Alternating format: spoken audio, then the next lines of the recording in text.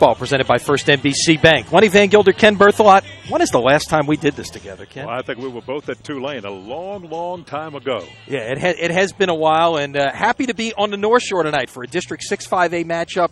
The league leaders, St. Paul's, against Fontainebleau. We're at the Boneyard in Mandeville on Fontainebleau's campus, and it's a great atmosphere here tonight.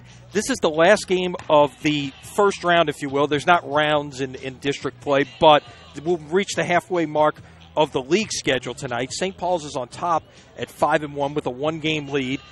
Fontainebleau at 3-3 right now. A win by them tonight, they would only be one game out as they head into the second half of the season. So a lot at stake for both of these teams this evening. Well, that's what's going to make this game so interesting, and everybody knows it. As a matter of fact, this is a baseball game, a high school baseball game, almost with a high school football game atmosphere. We drove in here at about 4:30. There was rarely any parking places available, and everybody's spread out right now. They're tailgating. They're having a lot of fun. And if you go down, you talk to the fans from both teams, they'll say, this is a big game. There's a lot of pressure on the fans. I don't know if there's any pressure on the players, but there's a lot of pressure on the fans because each side wants to win this. And I think Fontainebleau more than anything else because, like you just said, a win by Fontainebleau, hey, they're very much in this thing, one game behind the district leader, St. Paul's. And it would be a really muddled race as you head into the second half of the season with any one of a number of teams with a chance to win this thing. We're going to see both aces tonight, so that figures to make for a good pitching matchup. But, you know, when you really look at this whole picture as we talk about District 6-5A, you know, we spend a lot of time on the South Shore, obviously, get over to the North Shore to cover some of these games. Obviously, you reside over on these parts, but this is a lot like the Catholic League in that everything is really a rivalry on this side of the lake. There is no, you know, one particular matchup is a bigger rival than another. They're all really intertwined in terms of how the rivalries are set up on the North Shore. And I like baseball rivalries almost as much, maybe even more than football rivalries, because these kids, even though they play for a high school, they play on so many summer teams and summer leagues and traveling leagues and Legion League. They all know each other so well. So it's not like somebody stepping into the batter's box that you only see once in a while. They know each other. They know their tendencies. They know what they can do. They know their strengths and weaknesses. And that's what makes these baseball matchups so much fun. Well, it should be a lot of fun here tonight. St. Paul's Fontainebleau, the district leaders against the team just 2 games out, trying to really make this an interesting race in the second half of the season. We will have much more coming up in the first pitch of this game, so stay with us right here on SportsNola.com. It is Prep Baseball presented by First NBC Bank. We'll be back right after this. We ask that you set examples of respect and sportsmanship by supporting all participants and umpires in a positive manner. We urge all our fans to cheer hard for their teams, but to do so in a respectful manner that represents our schools well. Remember, our coaches in schools have many traditions, but bad sportsmanship is not one of them. Thank you and good luck to both teams. I'm Ken Schrader. It's my pleasure to announce tonight's game. Here are the starters for St. Paul. Leading off and playing shortstop, William Hurton. Batting second and playing second base, Caleb Lupo. Batting third and pitching, Blake Lucero. Batting fourth, playing catcher, Hunter Romero. Batting fifth, the designated hitter, Nick Marinello. Batting sixth and playing left field, Bradley Yeager. Batting seventh and playing right field, Rutger Fury. Batting eighth and playing first base, Jacob Shearer. Batting ninth and playing center field, Cameron Cole. And playing third base, Eric Carrera. And the rest of the Wolves.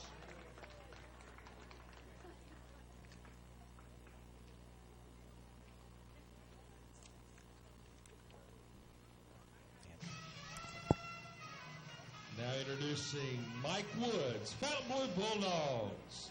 Playing right field, number 11, Austin Lambertson. In center field, number 19, Cole Sisson. In left field, number 16, Jude Oquin.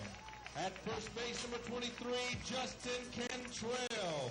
At second base, number 2, Lewis Pyle. At shortstop tonight, number 29, Jeff Couillard. At third base, number 9, Trevor Buster. On the mound for the Bulldogs, number 4, Camden Dusang. And catching tonight, number 14, Tristan Halbrook. And the rest of the Bulldogs.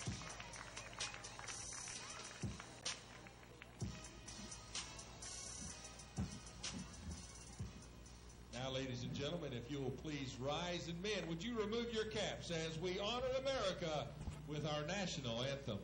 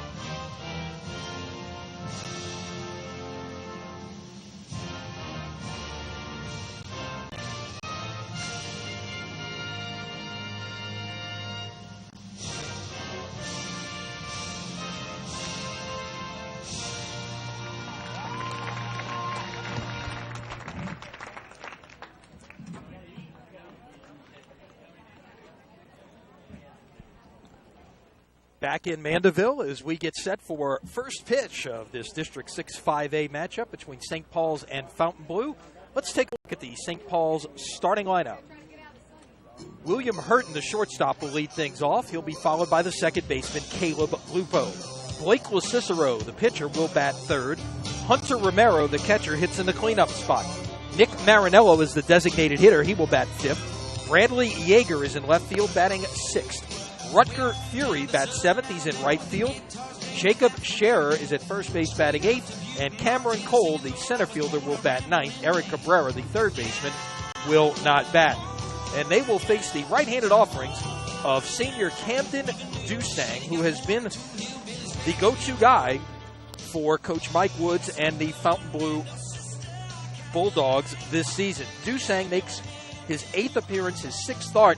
And Ken, he started 5 games. He's got 5 complete games. So when he gets the ball as a starter, he's not coming off that mound. He's going to go the distance. 2-3 on the year is a little bit of a deceiving record because his numbers are good. He's got a 1.80 ERA. 35 innings of work, 27 hits, 16 runs, only 9 of them earned.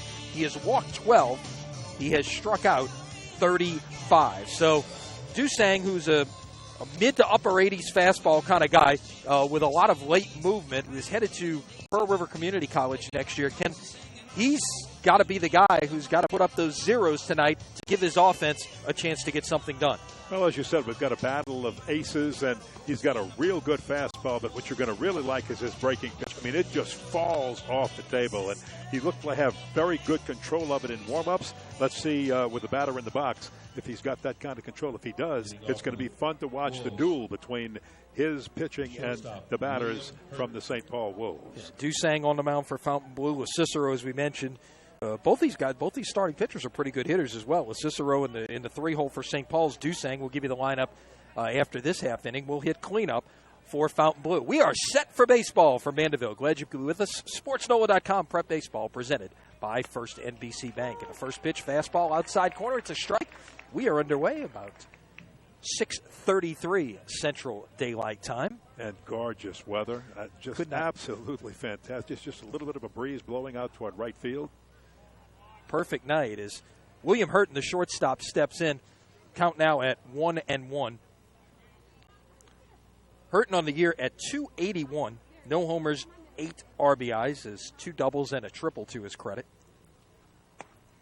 Takes that inside a ball. It's 2-1. Hurton leads this team in runs scored with 18, tied for the team lead in walks with 10. So he finds his way on base as an on-base percentage of .382. Drills that into left field, and that will be at the left fielder. Got him. For the first out. I tell you what. Jude Oakwan down there. Yeah, it's Oakwan down in left field made the play on that line drive, and that's thankfully this field isn't flipped 180 degrees, Ken, because if a left fielder had to look directly into that sun setting right now like we're trying to do. The sun that we're looking in, yes. Yeah, you wouldn't be able to see it. Caleb Lupo, the second baseman, steps in. Lupo on the year at .269. 7 hits and 26 at-bats. No homers, driven in 4. First pitch swinging. Nice job by the first baseman to recover there and flip to the pitcher covering. And just like that, there's 2 gone here in the top of the first. Oh, what a great play. A smart heads-up play by Dusang, who realized that was going to be a tough one to field. It took a real bad bounce, and he was quickly moving to the first base bag like a pitcher should do. Did what he had to do, got the out. Blake Cicero, his mound opponent, steps in. Bats from the left side. Cicero at .309, no homers, 7 RBIs. First pitch taken outside a ball. Saw some of that late movement there on that fastball running away from the left-handed hitter. That's that two-seam effect. They can get that late run. That is lined into right field, a base hit. So there is your first hit of the ball game. A sharp single to right by Blake Cicero. Let's see if we'll see a courtesy runner here for the pitcher at first base. And it appears we will. Will be Bo Nealis running down at first base for Cicero. You see that in high school baseball when the pitcher or catcher bats and reaches base. You get the courtesy runner for him.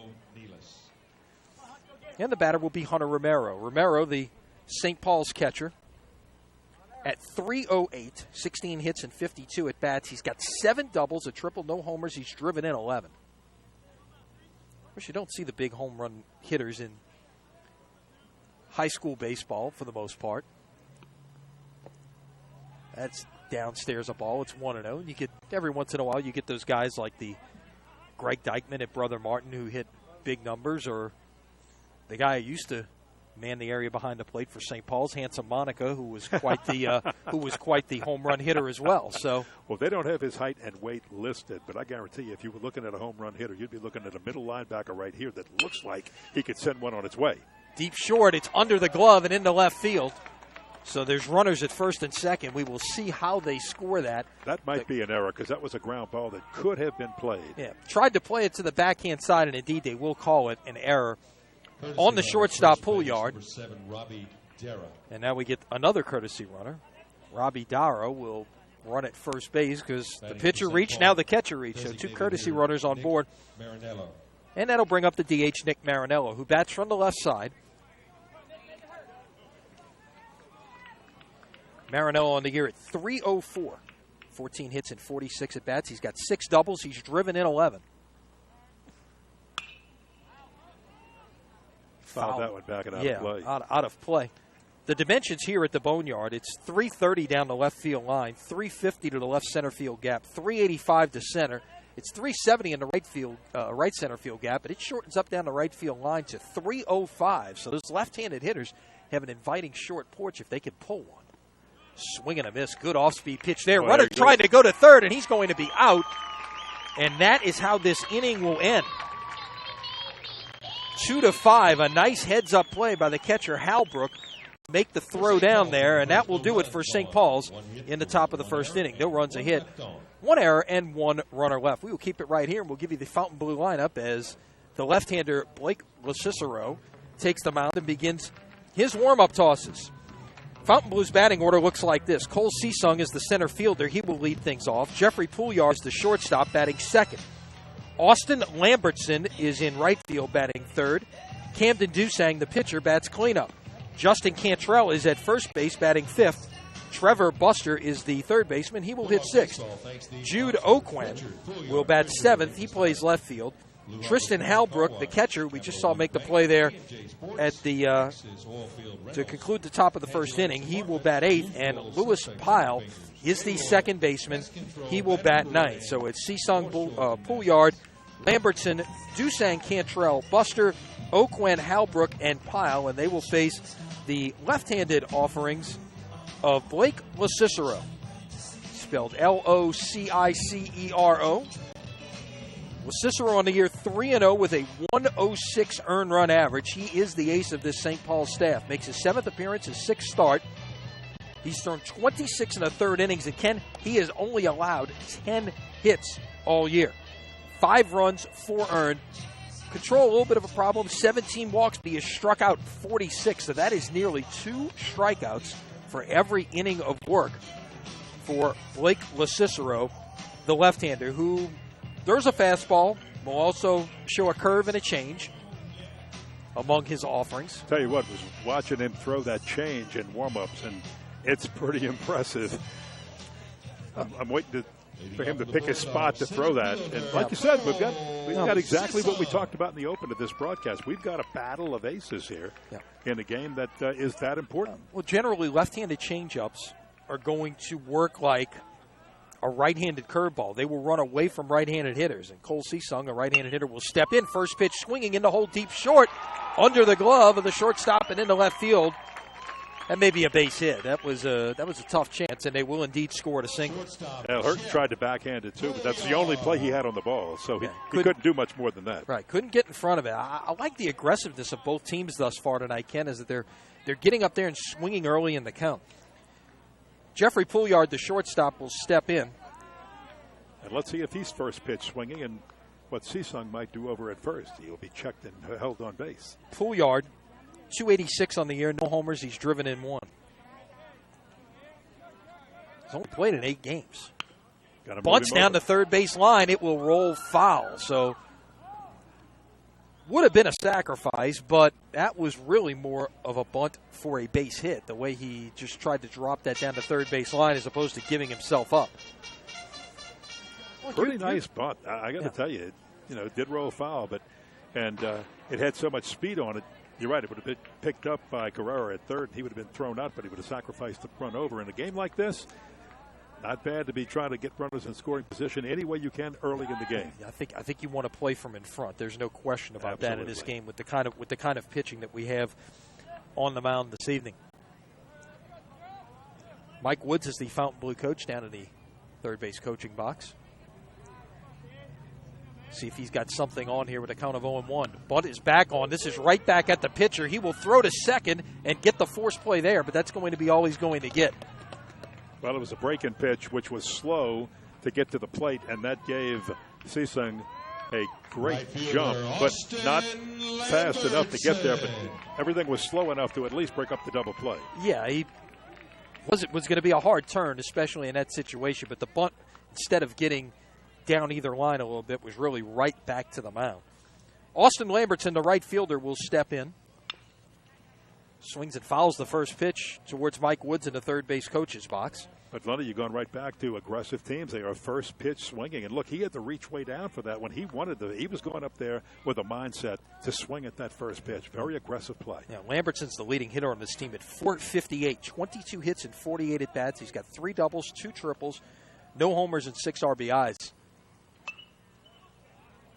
You would think with that, like I said, with that short porch out there, as that is fouled over towards the softball field. I got to tell you, first chance I've had to get on a Fontainebleau campus, Ken, but I am very impressed with the facilities that we've seen here in our short time here. And the softball field literally is right next to us.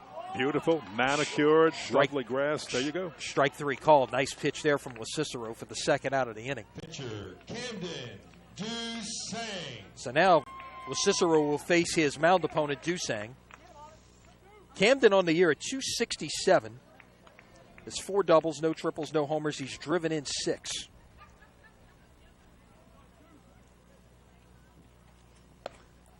Swing and a miss at that one. It's 0-1. When he had a cut, he had a swing and a miss.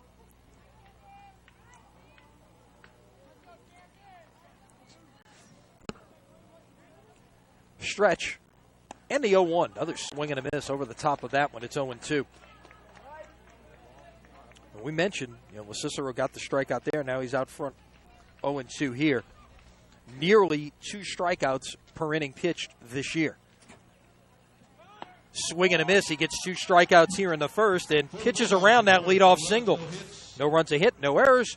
1 man left on base. We have played 1 No score between St. Paul's and Fontainebleau. You're watching SportsNola.com Prep Baseball presented by First NBC Bank. We'll be back with more right after this.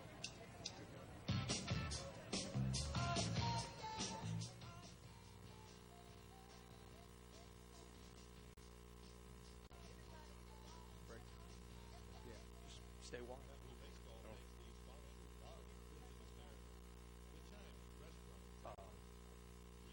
Come back a little early once you do a read. Okay. I'll take it. Dorothy.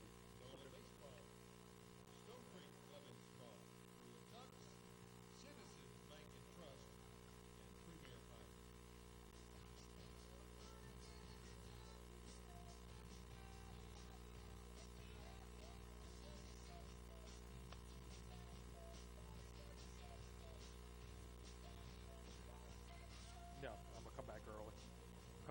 Stand by. Just count me in.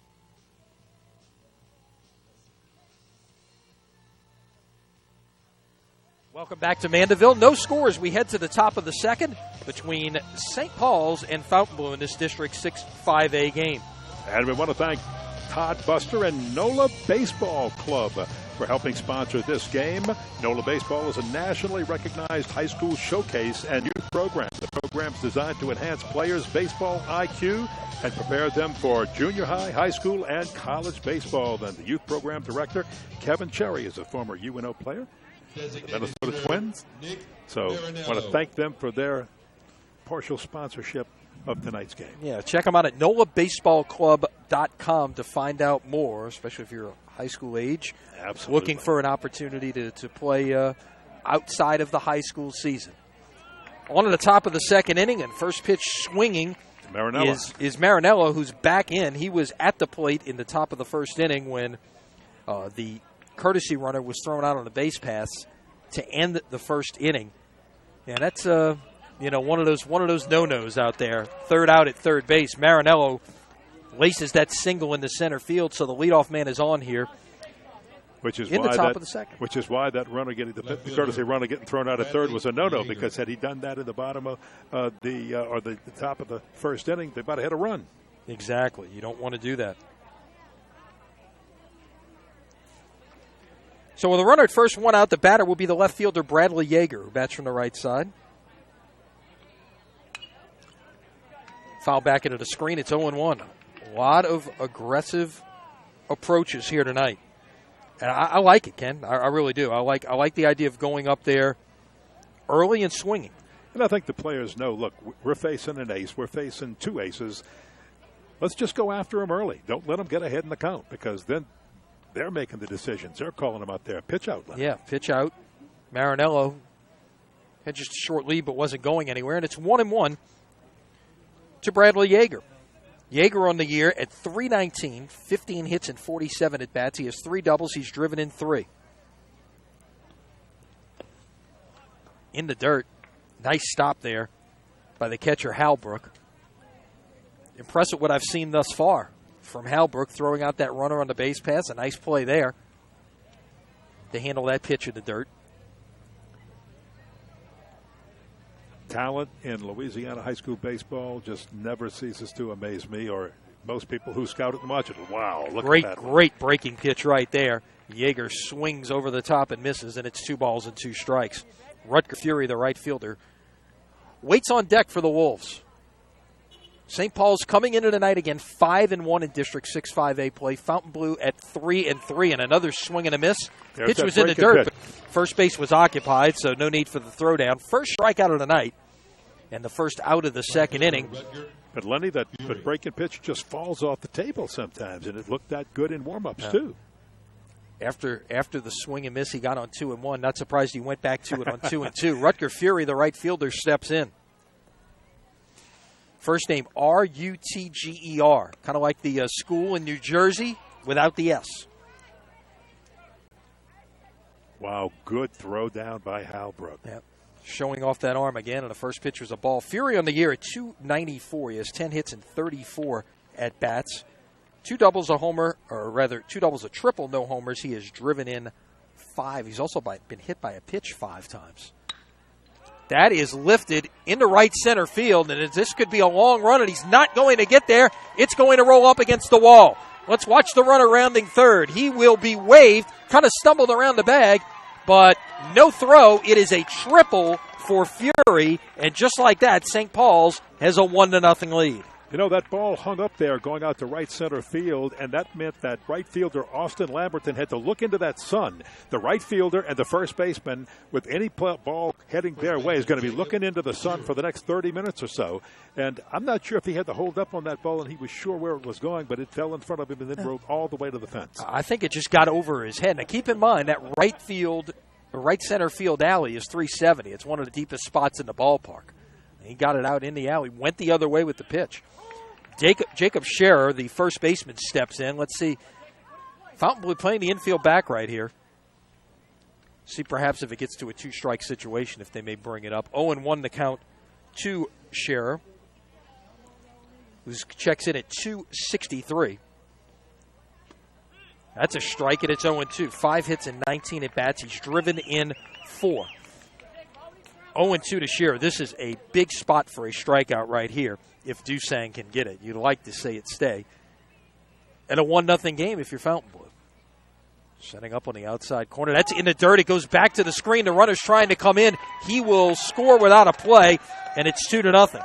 Yeah, there's a lot of area for that ball to get back to the screen, and it went all the way back. And Halbrook, that ball came in so fast in the dirt, had to get up and just took him too long to get back there, and the runner had a great jump. Yeah, nice read on the play by Fury to see that ball was in the dirt, get your secondary lead in and take off when the ball went back to the screen. Another pitch in the dirt.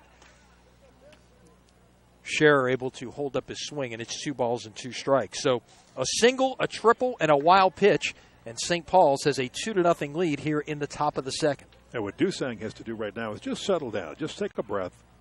Nobody on base. Get out of this one. And go back to working from the windup, and that is fouled into the screen down the right side, and the count holds at 2 balls and 2 strikes. It was a leadoff single by Marinello.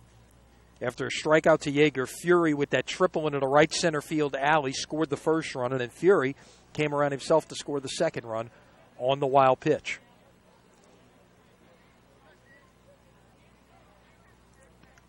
The 2-2 just missed inside.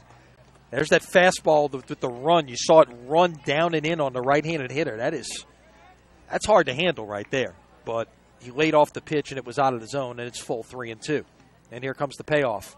Downstairs, ball 4. Oh, just missed. He had been working until the last batter or two. Most of his pitches up or about belt level, strike zone level to the outside, and he's been working them inside, and it hasn't been working for him. We'll get a visit here.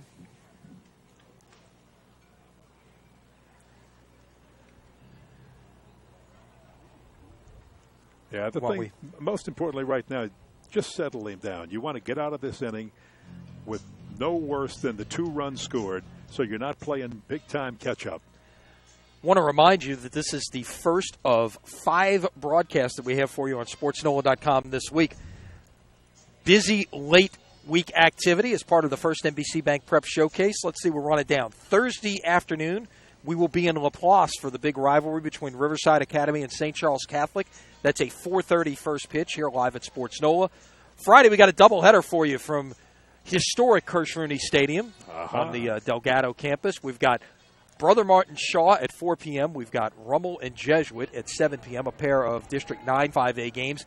And on Saturday night, Ken, you and Mike Detillier with the call of the Bayou River All-Star Classic presented by our friends at the Sports Medicine Center of Thibodaux Region. Should be a lot of fun. The Bayou against the River Region. Cameron Cole, the center fielder, steps in, takes one outside a ball. It's 1-0. Cole on the year, batting just 190. He's got 8 hits and 42 at-bats. He does have 4 triples out of his 8 hits. It does have a home run. He's driven in 9. Bounced in there. The runner's going to advance to second. And again, another great throw down by Halbrook, but the ball just got so far away from him that he had such a long way to go. Didn't have time to make the throw out. So Scherer's in scoring position now at second. Still just 1 out here in the top of the second inning. Ken, I think we're about 5 or 10 minutes away from some real shade here. That is fouled In the center field on the softball field to our right, Fontainebleau's got an outstanding softball program as well. Can you look over in that right field fence where we can, again, we got a bird's eye view of everything here. They've got district championship banners going. 9 district championships. Yeah, every one this decade, in fact. Yeah. Boy, right now, I don't know what Camden Dusang has done differently or where he's lost it, but suddenly the control he had that was so good in the first inning, it's just gotten away from him, and usually that's a little bit of a mental problem right now. I can't let those 2 runs scored work on him. 3-1 is up high for ball 4, so that is back-to-back walks now. And we'll turn the lineup over back to the top for the shortstop, William Hurton, who flied to left back in the first inning. William Hurton. Nobody warming up in the bullpen. Everything's quiet.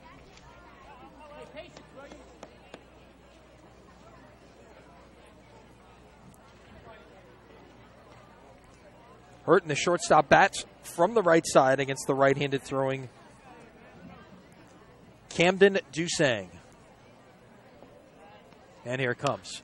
First pitch swinging, that is in the air in the shallow right field. Right fielder will come on and make the play. Called off his second baseman, and that will be the second out here in the first inning. Well, he jammed him that time with a fastball. Hurton had really popped one. He really got some bat on the ball and sent it out to left field, right to the left fielder, Oakwan, at his first time at bat. So he came in and jammed him this time, and sure enough, Hurton was swinging early and popped it up. Fontainebleau needed that in a big way. They need this one as well as Caleb Lupo steps in. He grounded to the first baseman to the pitcher covering back in the first inning. That misses high and in for a ball. It's 1-0. He's trying to throw that breaking pitch. It's just not breaking all of a sudden. Hopefully for Dusang, he's thinking, man, this has got to be a 1-inning thing. Swing and a miss at the high fastball. It's 1-1. Back working people up high where he had such success in the first inning. Got to climb the ladder a little bit. Make them more. You've got some pitches that will sink and move. You got to use it to your advantage. That is lifted foul off to our right.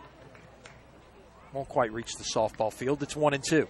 Yeah, if you haven't, as you said, if you haven't seen the facilities here at Fontainebleau, this is just an absolutely gorgeous, gorgeous facility for both baseball, softball, and you turn around and look over at the little football stadium. Football, just as tennis. Nice. I mean, it's out the track and field as well. Everything. Hopper to third. Nice play by the third baseman on the run. Throw across the diamond in time, and that'll do it for St. Paul's here in the top of the second, but not before the Wolves pick up 2 runs on 2 hits. No errors. They strand 2. They have left 3 thus far. We are through an inning and a half in this District 6 5A matchup on the North Shore. St. Paul's 2 and Fontainebleau nothing. This is SportsNola.com Prep Baseball presented by First NBC Bank. Back with more right after this.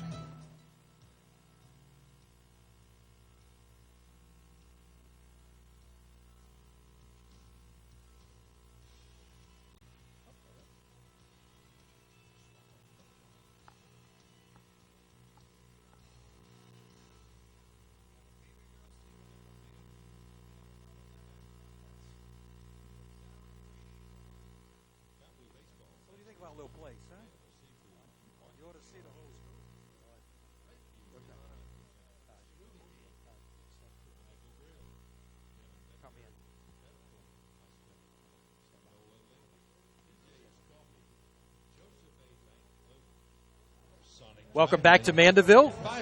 SportsNola.com Prep Baseball presented by First NBC Bank. District 6 5A matchup. St. Paul's with the early 2-0 lead over Fontainebleau as we head to the bottom of the second. Pleased to be joined now by Johnny Petrano, the principal here at Fontainebleau High School. This is the first time I've been on this campus, and I got to tell you, I am very impressed with the physical plant, not just athletically, but everything that you have here and what you've been able to do in a short period of time. Well, welcome to the North Shore. St. Tammany Parish Public Schools. It's a terrific facility as Justin Cantrell leads things off here in the bottom of the second inning. Takes a strike. It's 0-1. Cantrell, the first baseman for the Bulldogs. Yeah, we got to kind of get something going here. We faulted that last inning. Cantrell at .333 on the year, no homers. He's driven in 8. Lifts that one foul down the left side. It's no balls and 2 strikes. You've been here for about a dozen years now, but just take us back even before that to the history of how of what's happened here at how Fontainebleau came to be. Well, Mandeville High School was the only high school on the North Shore, and then when they got to 2,000 students, the community needed another high school.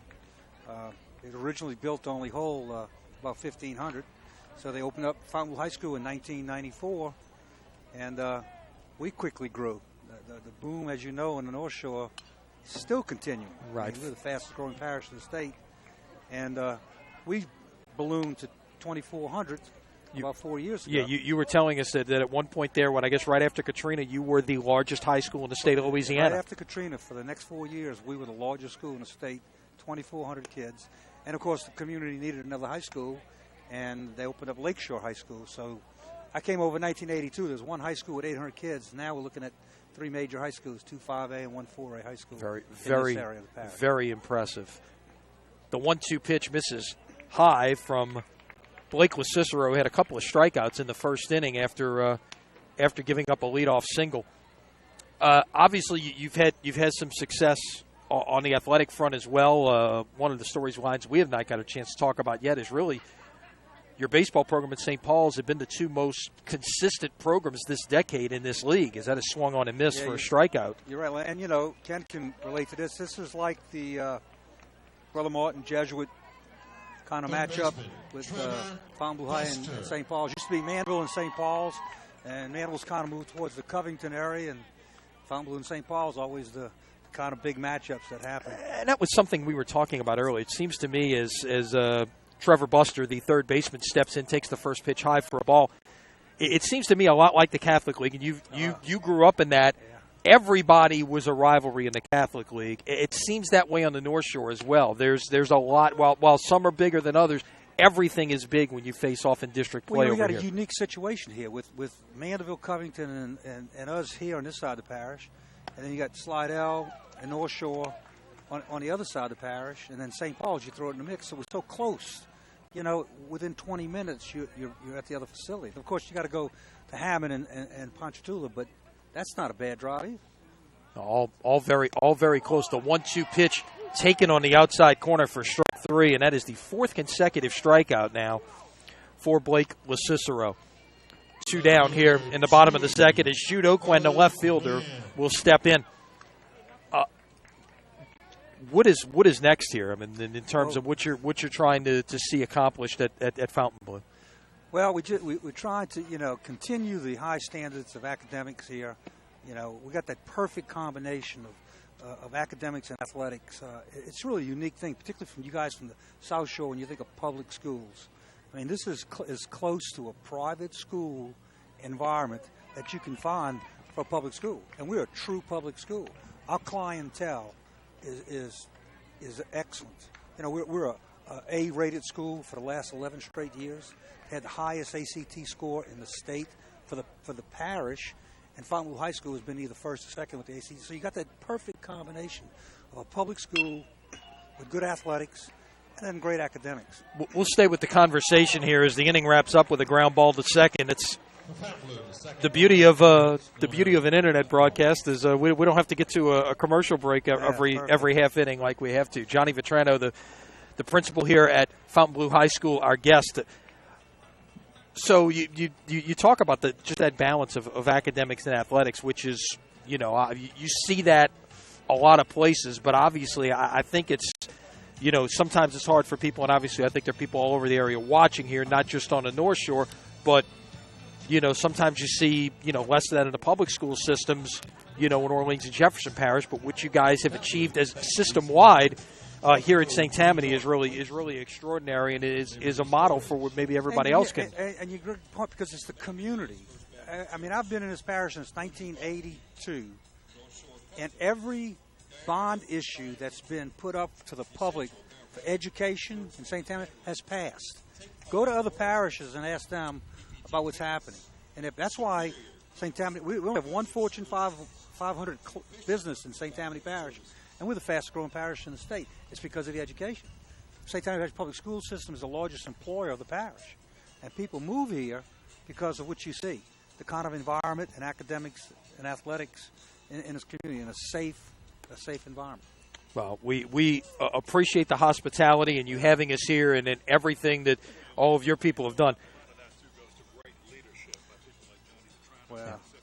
Well, no doubt. There truly it takes leaders to make these things happen, and no doubt that's credit to you and and your entire team here, and thanks to you and to your athletic director Ricky Zimmer for all the hospitality making this possible for us to be here tonight. Get some of that good sausage that we have down at the concession stand. Have to take a long commercial break for that one. Well, anytime, thank you very much. Appreciate you guys.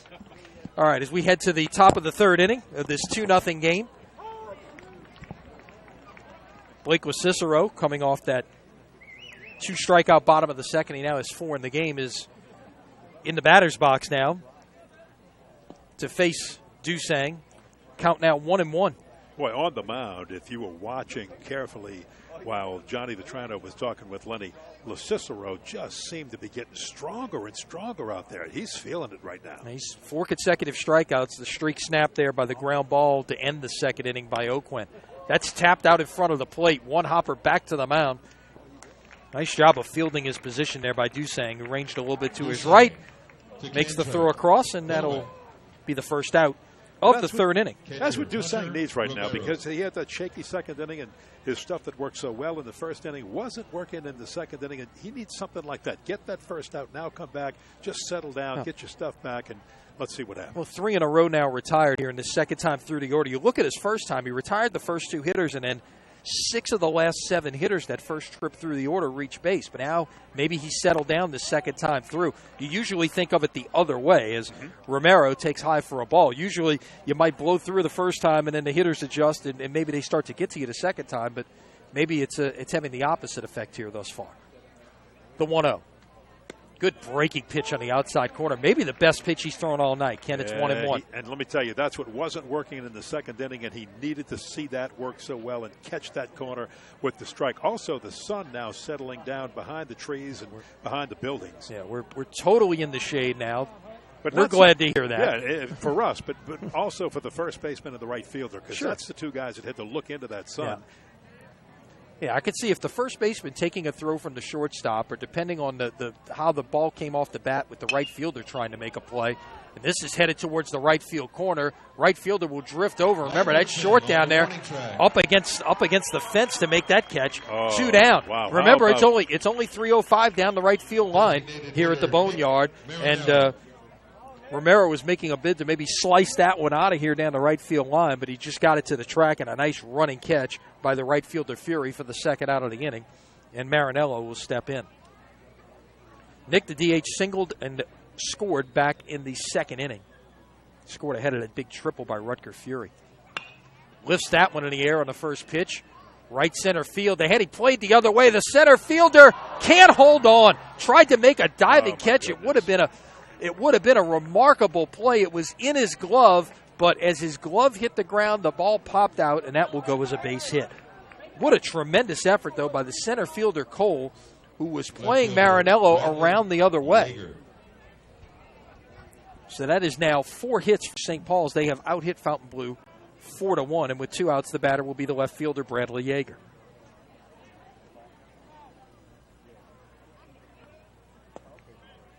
Breaking ball in the dirt. Now here's what's interesting, Ken. Back, he kind of settled down and was maybe struggling a little bit out of the stretch. Now after that pop fly single by Marinello, he has to go back to working from the stretch again. Well, I'm still going back to that beautiful catch down the right field line by Austin Lambertson out there in right field, because I'm going to tell you I said Fury. I'm sorry. It's Lambertson out there in right. I got to tell you, I mean, that was a huge play, because, look, he doesn't make that catch. That ball is in fair territory. He hits the fence after he makes the catch. You may have another run in right now. You got a 3-0 ball game. Yeah, if that ball pops out when he hits the fence, that's going to be a live ball in that situation. The 2-0. Catches the inside corner. It's 2-1. Nice pitch there. As big time a play, though, as we've seen in this ball game, and we've seen some big ones right here between your pitcher, catcher, and batter. 2-1. Down low a ball. It's 3-1. He took a little bit off of that one, too. And It's missed. 3 balls and a strike, the count here to Bradley Yeager, the left fielder for St. Paul. Spells it Yaeger. Outside a ball. It's ball 4 and walk number 3 for Dusang here in 2 2/3 innings of work, and we'll get a conference at the mound. Well, Halbrook's going to go out and talk to him because notice, again, he seemed to have it, and then all of a sudden one thing happens, and you get that quirk play where suddenly Marinella's got the base hit, and you got a guy on, and then suddenly something's happening to him mentally, and he's just not coming around. He's just got to get his mind back on it, let the stuff get in there. Just kick a little dirt around like that, throw a little dirt around. Just settle down out there. The thing you don't want to do is when maybe a play doesn't happen. That was not an error. That would have been an extraordinary play by the center fielder, Sisung, had he made the catch. Right. But you don't want to let that carry over to the next hitter. And now he's got to face a batter in Fury who tripled to the right field wall back in the second inning. That was the big hit of that 2-run second. Takes that breaking ball for a ball. It's 1-0. And you and I both know that the psyche of some pitchers is very much like the psyche in football of a place kicker. It can be anywhere at any moment at any point of the game. It was Fury's second triple of the year. Well, he went back to the high stuff, and he found the edge of that strike zone. 1 ball and 1 strike to Fury. If he could reach it, would be Jacob Scherer, the first baseman, to come up next. The 1-1. It's a good breaking pitch right there, but didn't get the call in the outside corner. It's 2-1, just a little bit outside. He's been so close with that pitch, and that's his spot. He's either going to just catch it or just miss it.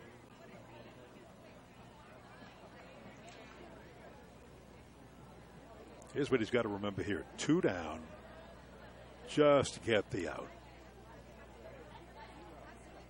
Stretch, look back at the runner at second, and here it is. Good fastball there. Got in on his hands. The third baseman will take it to the bag himself. And that'll do it for St. Paul's here in the third. No runs, a hit, a walk, 2 left. They have stranded 5 through the first 3.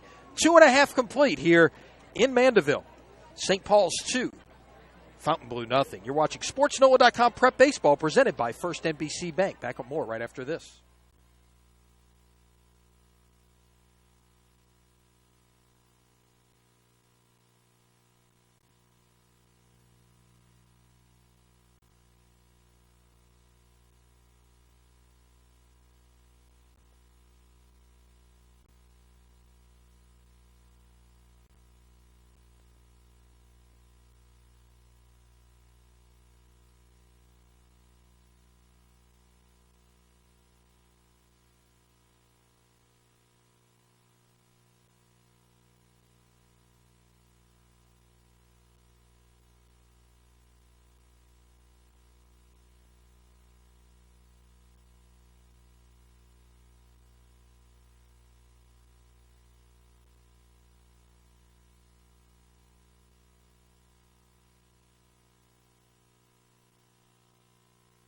At this baseball game between St. Paul's and Fontainebleau, brought to you in part by NOLA Baseball. NOLA Baseball is nationally recognized high school showcase and youth program.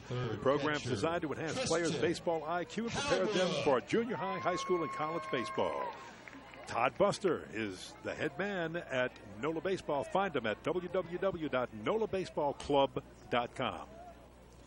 Blake Cicero back to the hill. First pitch strike to Tristan Halbrook, the catcher.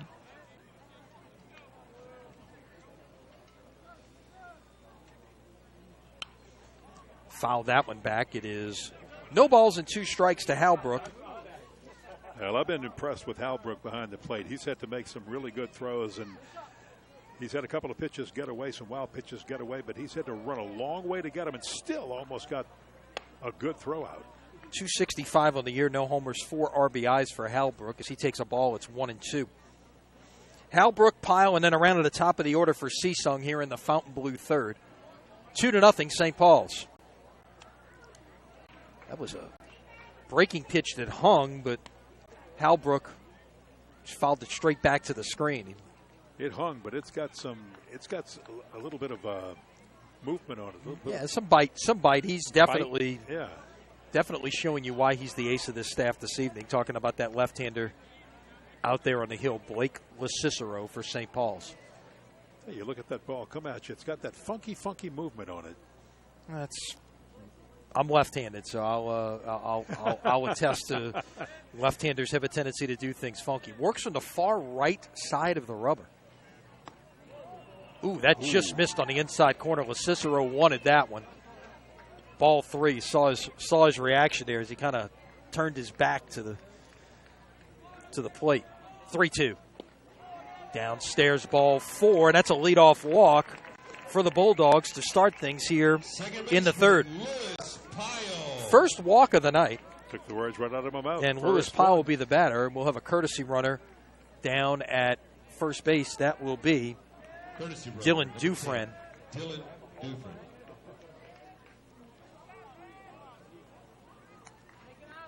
So the runner at first, nobody out. Lewis Pyle, the 9-hole hitter, will step in after looking at the signs from Mike Woods down at the third base coach's box.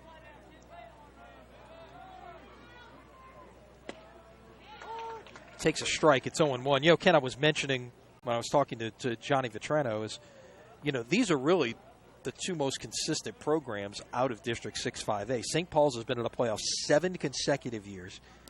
Fontainebleau missed the playoffs last year, but had been in the playoffs 6 years in a row before that, from 2009 to 14. That's swing and a miss. It's 0-2. St. Paul's got as far as the quarterfinals in 2009. Fontainebleau reached the second round in 2009 and 2012. And I think that goes to exactly what Johnny Vitrano was talking about when he spoke of the talent. Good. It's a good pickoff move there at first base. He froze the courtesy runner, but he just got back in diving under the tag. That'll keep Dufresne thinking down there as the courtesy runner at first base. But it does go back to the talent level that you see here on the North Shore, which is creating not only good teams but great rivalries. Back to the screen. The count holds at 0-2. And look, high school baseball in these parts has gotten significantly better in the last, 20 or so years. With the just, if you want to just say it's sheer numbers, but obviously it's, I think there's just been a whole trickle-down effect in really all of Louisiana, with the Skip Bertman success at LSU that made it the in thing to want to play baseball at the youth level. Swing and a miss at a high fastball there, and that is strikeout number 5. Well, I know you're going to feel like I'm going back to the dark ages with this, but high school baseball and baseball in general was pretty doggone good, even down to the playground level when I was coming up. I'm going to go back to the 60s. I know this is the dark ages for a guy like you, but it was good back then. So to say it's getting better, that is a big step. Right, and more and more people play baseball, and when you get the number, you build the sheer numbers. Obviously, you're going to produce better players in the process. As we head back to the top of the order in the center fielder, Cole Seesung, who singled. He's got the only Fontainebleau hit of the evening. Singled into left field under the glove of the shortstop, who had range to his right and just couldn't get there. Pitch misses high a ball. It's 1-0. 1 walk and 5 strikeouts in 2 1/3 innings of work for Blake LaCicero. You and I sit on a lot of Hall of Fame committees, and you look at the guys we have to consider from baseball. That came out of high school baseball in the 60s and 70s, and it's amazing. We're not even going back further than that. Right. And as you said, we're not even talking about recent times and turn of the century.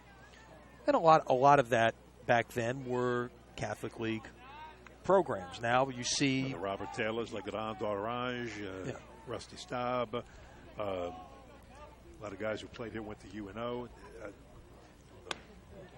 Outside corner for a strike. It's 1-2. You look at those Rummel teams in 74 and 75 that literally sent everyone in their starting lineup on to play college baseball. The Jesuit team in 1980, which may be to this day the most talented team that we've seen come out of this area. And a testament to that, Lenny, is look how good, look what all three, look what UNO, Tulane, and LSU did for college baseball.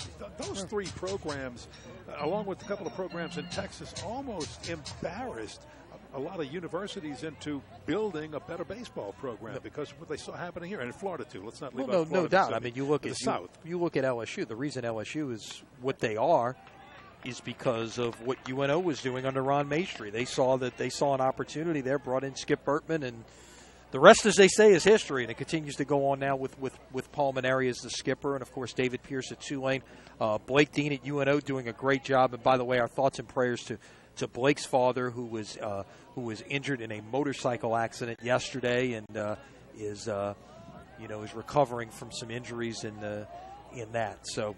Our thoughts and prayers with him. A swing and a miss as Seesung goes down on strikes, and that is number 6 of the night for LaCicero. And Jeff Pouliard, the shortstop, will step in. Pouliard reached on a fielder's choice back in the first inning, was stranded down at first base. He comes up here with 2 outs and a runner at first, trying to get something going offensively for Fontainebleau.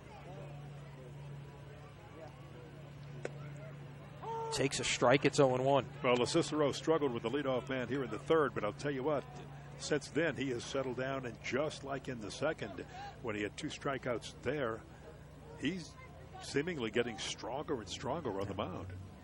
The 0-1. Lined into left field off the third baseman's glove. Actually, he knocked it down enough just to be able to keep it on the infield like it was headed to left field. This will likely go as a hit as he tried to make a diving play on that one. It just tipped off the top of his glove. And indeed, it is a hit. And it should be, because that ball had some English on it that was unbelievable. And if you could get a glove on that and make a play, that would have been an all-star play. Just to knock it down was good. Hardest hit ball of the night for the Bulldogs right there off the bat of Pouliard. Well, here's your threat, Ken. First and second, 2 outs. And you've got your 3-hole hitter, Austin Lambertson, up, who struck out looking his first time. Stretch, pitch, breaking ball outside. It's 1-0. This is a big spot early in this game. Well, Fontainebleau needs the runs on the board. They need it for the momentum, and Lambertson ought to be feeling pretty good. He made that fabulous defensive play to save a run. That is lifted towards right field. Right fielder going back. Makes the catch right in front of the warning track. He tried to go the other way. There's Fury. And there's Fury. There's Fury making the play. There he is. Wow. I knew I was going to be right sooner or later. You called it. It just had to happen. Yeah, exactly. Yeah, I'm turning into Nostradamus on you. Fontainebleau in the third, no runs, a hit, no errors. 2 stranded. The Bulldogs have left 3 through the first 3. 3 complete here in Mandeville on a beautiful night for high school baseball. It is St. Paul's 2, Fontainebleau nothing, and you're watching SportsNoah.com Prep Baseball presented by First NBC Bank.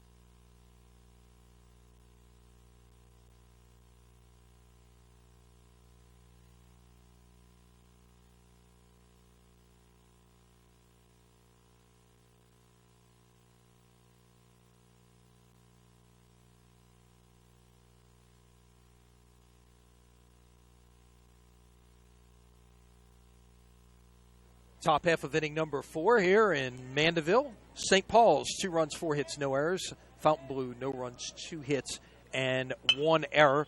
First pitch swinging is Jacob Scher. Ground ball to second. Throw over to first is in time. 1 pitch, 1 out. But the aggressive nature of the batters, again, first pitch swinging, as you said, continues. And they've got to somehow, and they have, when they've gotten to Dusang, they've gotten to him early in the count. If you're gonna, it's nothing wrong with swinging early, especially when you have a pitcher who's going to have control of the strike zone. Now, Dusang did struggle a little bit with his control in the second inning, walked back-to-back hitters, including Cole, his first time up. Takes that one for a ball. Yeah, this is a pretty solid lineup for St. Paul's all the way through. You talk about the bottom of the lineup sometimes, but this is a strong. You get to those 7, 8, 9 hole hitters down there. They got some strength. They got some guys that can swing the bat. Not a big drop off when you look at balance in this St. Paul's lineup. The 2-0. Swing and a miss. It's 2-1. By the way, we should mention we were talking about upcoming games coming up on the first NBC Bank Prep Showcase. We will be at St. Paul's next Thursday night as they play host to Ponchatoula in another 6-5A game. We'll have that live here for you at Sports NOLA. Also, we'll re-air on WHNO TV 20 the following day, Friday, April the 15th. Bringing a big truck out for that. Oh, yeah. Huh? Oh, yeah. Well, the big truck for now. It's about to get bigger. Our productions will be even bigger and better next year. A shot back up the middle for a base hit. That doesn't look like a 9-hole hitter right there. He just took that one right back where it came from, was ahead in the count, and drove that back through the middle. Cole's been on base twice in 2 trips to the plate tonight. Look, your 7, 8, and 9 hitters in this lineup for St. Paul's could be your 4, 5, and 6 in a lot of places. Definitely your 1, 2, 3 in a lot of places. To the top of the lineup, and the shortstop, William Hurton, who has flied out twice this evening, to left and to right. His fly ball to right was that the running catch by Lambertson out there? Or maybe I think that might have been Romero's play back in the third inning. Showed bunt, pulled it back. It's 1-0. St. Paul's is 5-1 in league play, as this is, again, the last game of the first half of the district schedule. All the teams after tonight will have 7 games out of 14 in district play. Hammond and North Shore are both at 4-2. Ponchatoula, Fontainebleau, and Slidell are in a big log jam at 3-3. Mandeville is 2-4, and Covington brings up the rear at 0-6. Nice toss right there by Dusang and a good move to first. He really had Cole diving back.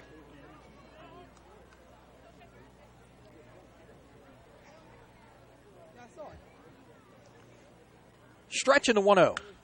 Lined into right field. That's down for a base hit. Quickly up to throw to second base at the shortstop covering. That was very nearly a force play there, Ken. That was a heads up play by the right fielder. Lamberson again. Yep. Making that strong throw in. Lamberson in right field. He's made some play. He got up there and hummed that ball quickly. Well, that's where you want to put your outfielder with your best arm in right field so he can make those most of what he's got to do is make longer throws. So, and with first and second one out, the batter will be the second baseman, Caleb Lupo. I'll tell you what, if Cole is just lollygagging thinking that's a single and he's just trotting down to second base, he would have been picked off. You're right. He could have been a force play. Yeah, now, what would have been interesting, the first baseman moved towards the ball, but had he gotten back towards the bag, you might have had a play at first base. Seen that happen. You see that happen with pitchers. You don't see it happen with leadoff hitters. Exactly. All right, Dusang did what he had to do right there, Lenny, and just settle down, get ahead. Oh, so you know what? I thought that was a stretch ball. They believe they put strike on the scoreboard. It's 0-1. No, you're right. You're right. There it is.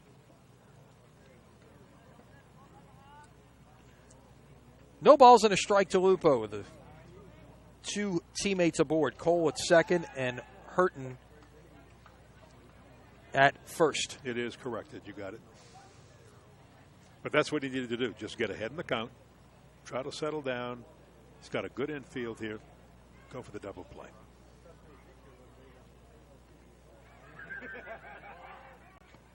The 0-1. Showed bunt, pulled it back. It's 1 ball and 1 strike. Well, so did Hurton last time, and then popped one into right field for the base hit.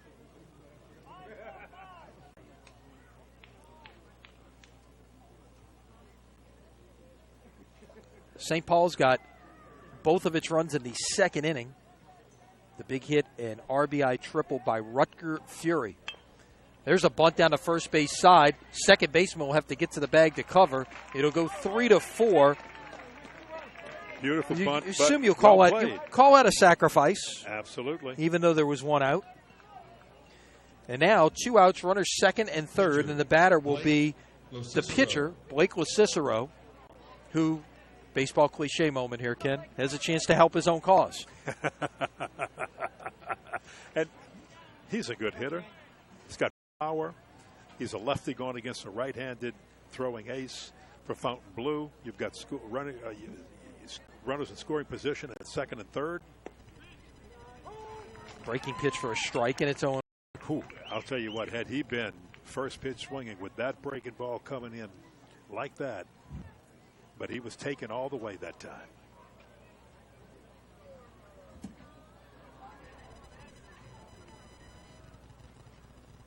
The 0-1. Down, gets away, but not far enough for the runner to try to score. It just went through the 5-hole on Halbrook there and kicked away a few feet, but not far enough. Well, Halbrook couldn't find it, but because of the way it was rolling behind Halbrook, he was blocking, and your runner over at third couldn't see how far that ball had gotten away, so he wisely held up, especially with the 2-run lead. Exactly. You don't need to blow your opportunity with 2 out on the board. Breaking pitch just missed outside. It's 2-1. Well, Cicero is 1 for 2. He singled back in the first inning and bounced back to the mound in the third.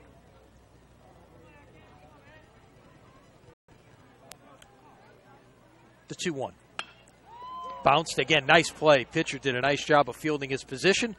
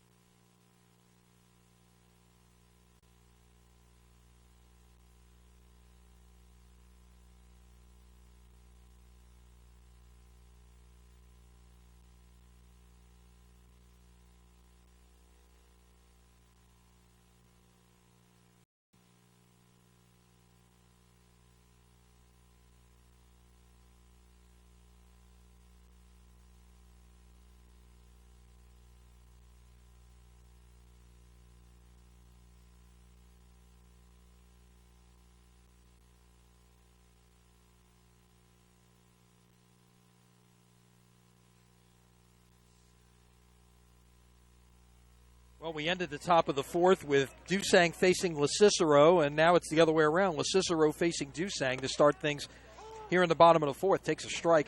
It's 0-1. To get back to the thought right before we went to break there, Ken, St. Paul's is just 2 for 8 tonight with runners on base, as that's a swing and a miss. It's 0-2. They've had a lot of opportunities to perhaps break this thing open and have it now. You know, as a result, Fontainebleau's hanging around in this game at 2-0.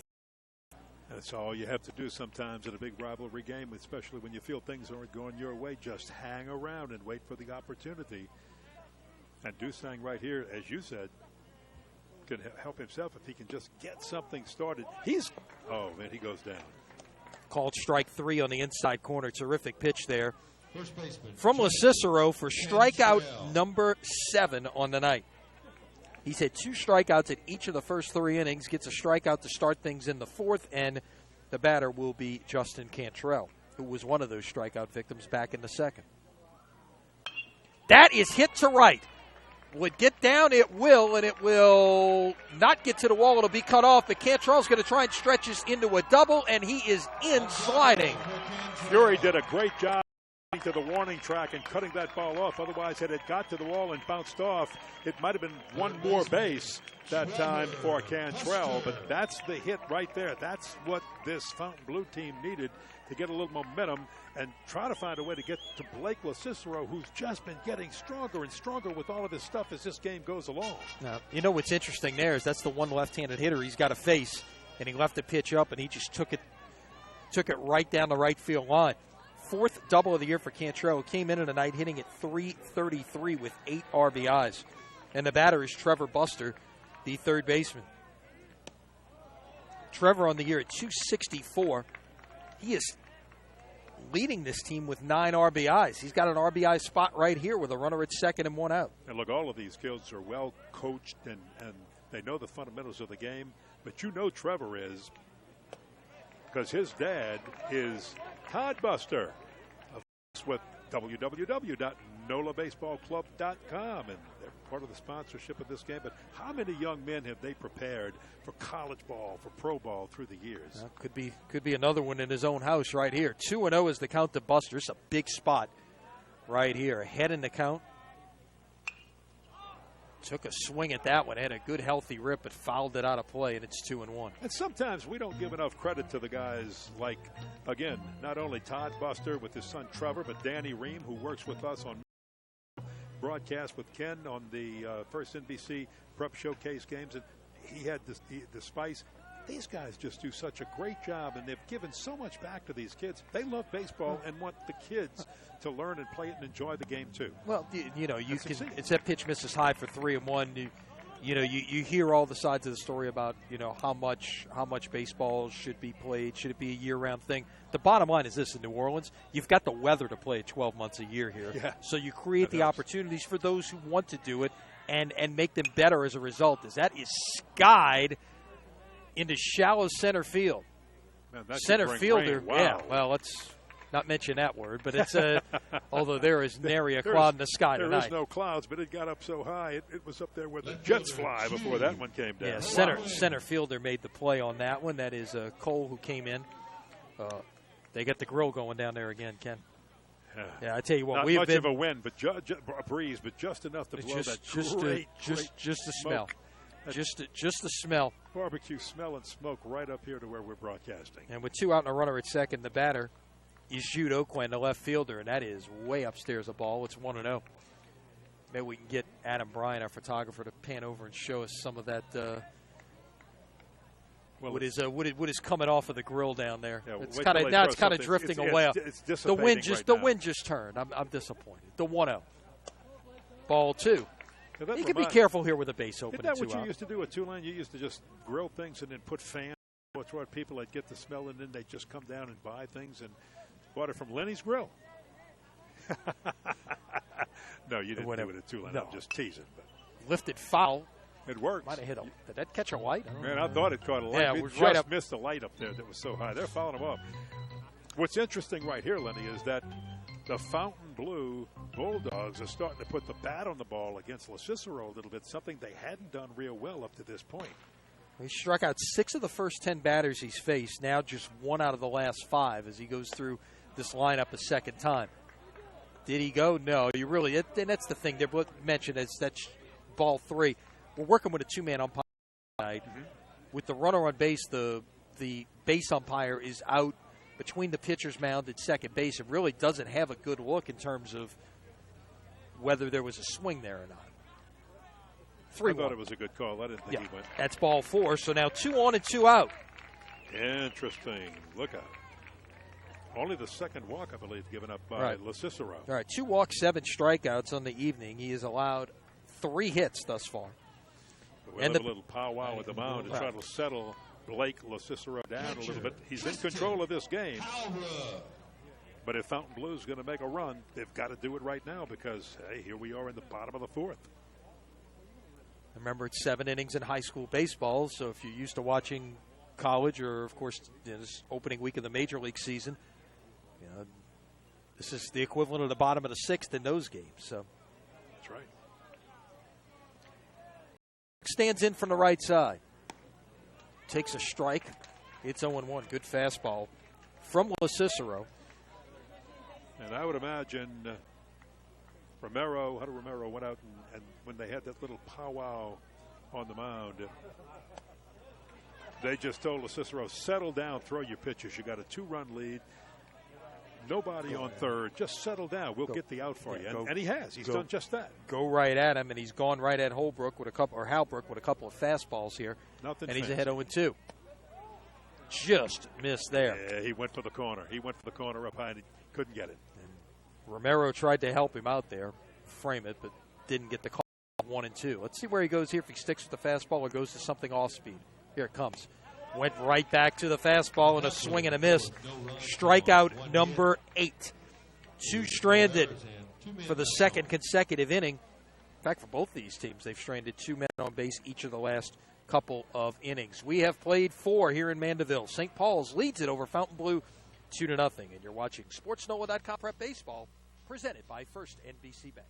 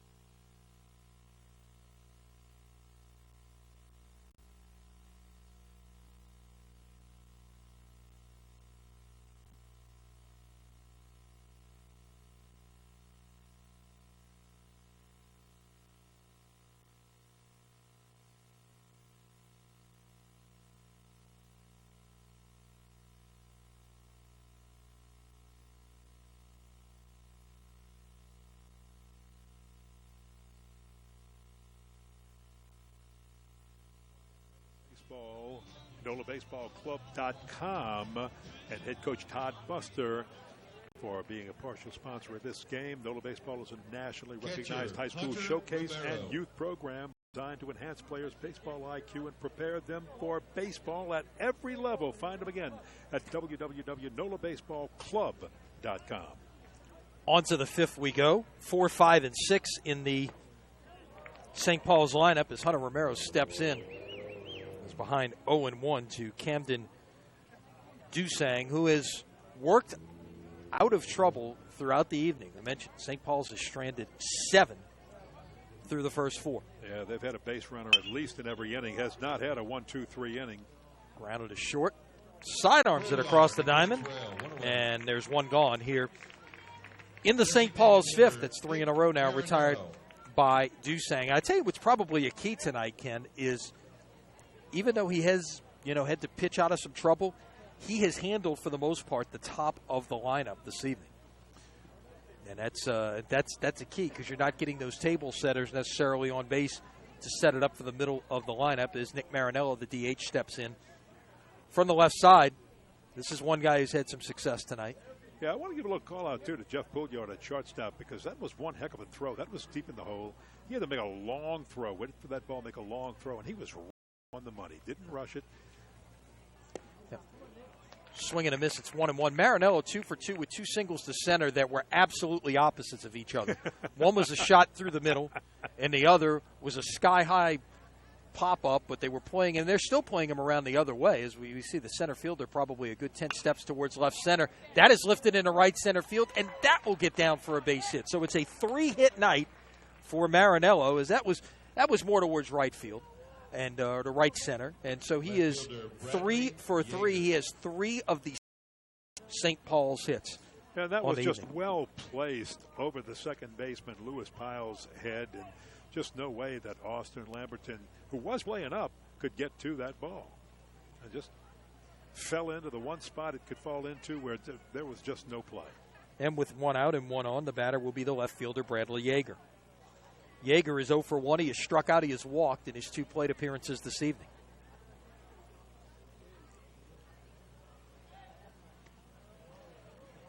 Throw over to first, and back in diving is Nick Marinello. Well, as we said, Dusang hasn't had the luxury of a 1-2-3 inning, so he's had to work with a base runner, at least one base runner in every inning. Straight back at us. It's 0-1. And when you're a starting pitcher, you're a relief pitcher a lot of times. You may just work all the time from the stretch. You're a starting pitcher. You've got to continually go back to the stretch because there's a man on base. That can create a bit of difficulty for you, shall we say. The 0-1. Tapped on the ground. There would just be one play. Oh, they're going to try to get the play at second, and they got it. Heads up play there by the second baseman, Pyle, as that ball was hit to his left. But he managed to plant and get the lead runner at second base there with the shortstop covering. That had just take the 1 out at first base written all over too soon there. He made a nice play. When you said it, I'm thinking the same thing. What a great jump by the base runner. Just get the play at first. But you know what? You got to credit Pyle. Saw it, made the play. Good throw. And first pitch swinging, lifted into right. Nice play there by the right fielder to wrap up the inning. So the 1 out single does not produce anything. 1 man left, and now the Wolves have stranded 8 through 5. We have played 4.5 here in Mandeville. It is St. Paul's 2, Fontainebleau nothing. Back with more. You're watching SportsNola.com Prep Baseball, presented with NBC Bank.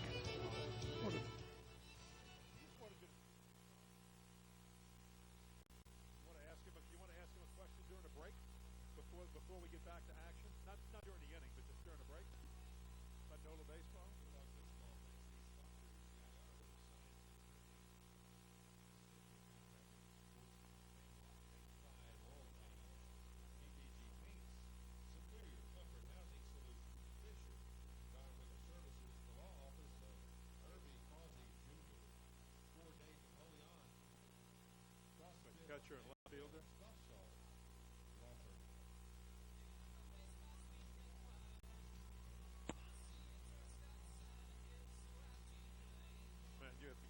down. I can't remember all of these.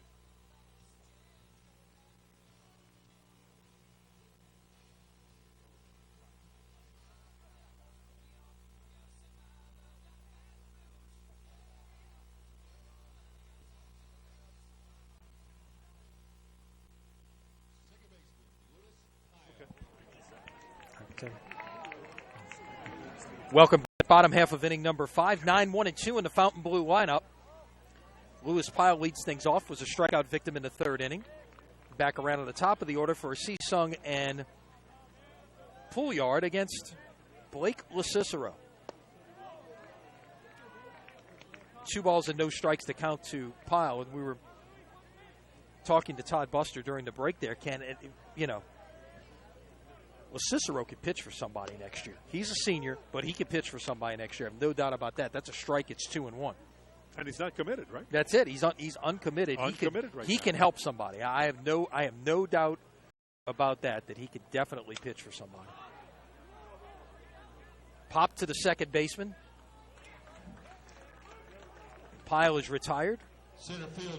What's impressed me about LaCicero tonight is that he has gotten stronger as he's gone on. And the one time that he got just a little bit shaky, and he was, man, they had that little huddle on the mound, and they said, just go back to your fastball, pick your corners. He went back to it, got out of a jam, and now, boy, he's just popping again. Now he's had to face 2-on-2 out each of the last 2 innings and pitched out of it. That is lifted in the air to right by Sung.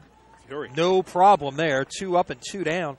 We have only had 1-2-3 inning in this entire game, and that was LaCicero in the second inning. He got 2 strikeouts and a ground out. Now, you know what's not going to happen this inning? No, unless there's like a strikeout. No, I'm saying this is a fact. Unless there's a strikeout on a wild pitch or something like that. Right. LaCicero had 2 strikeouts in each of the first 4 innings. Well, the first 2 batters to put the ball in play, so unless something crazy happens like that strikeout or wild pitch, we're not going to see 2 strikeouts this inning as the count is 0-1 to Jeff Pouliard, the shortstop who's reached on a fielder's choice and singled. See that ball break in. Wow. No balls and 2 strikes. Good pitch there. Movement. Swing and a miss. There's your strikeout, but just won this inning. 9 strikeouts. And look, we talked about it at the beginning of the night. Kenny averages nearly 2 strikeouts an inning. He's had 2 the first 4 innings, got 1 there. 9 through 5 in the punch-out department for Blake LaCicero. We will head to the 6th. It is 2-0 St. Paul's, and you're watching SportsNoah.com Prep Baseball, presented by First NBC Bank.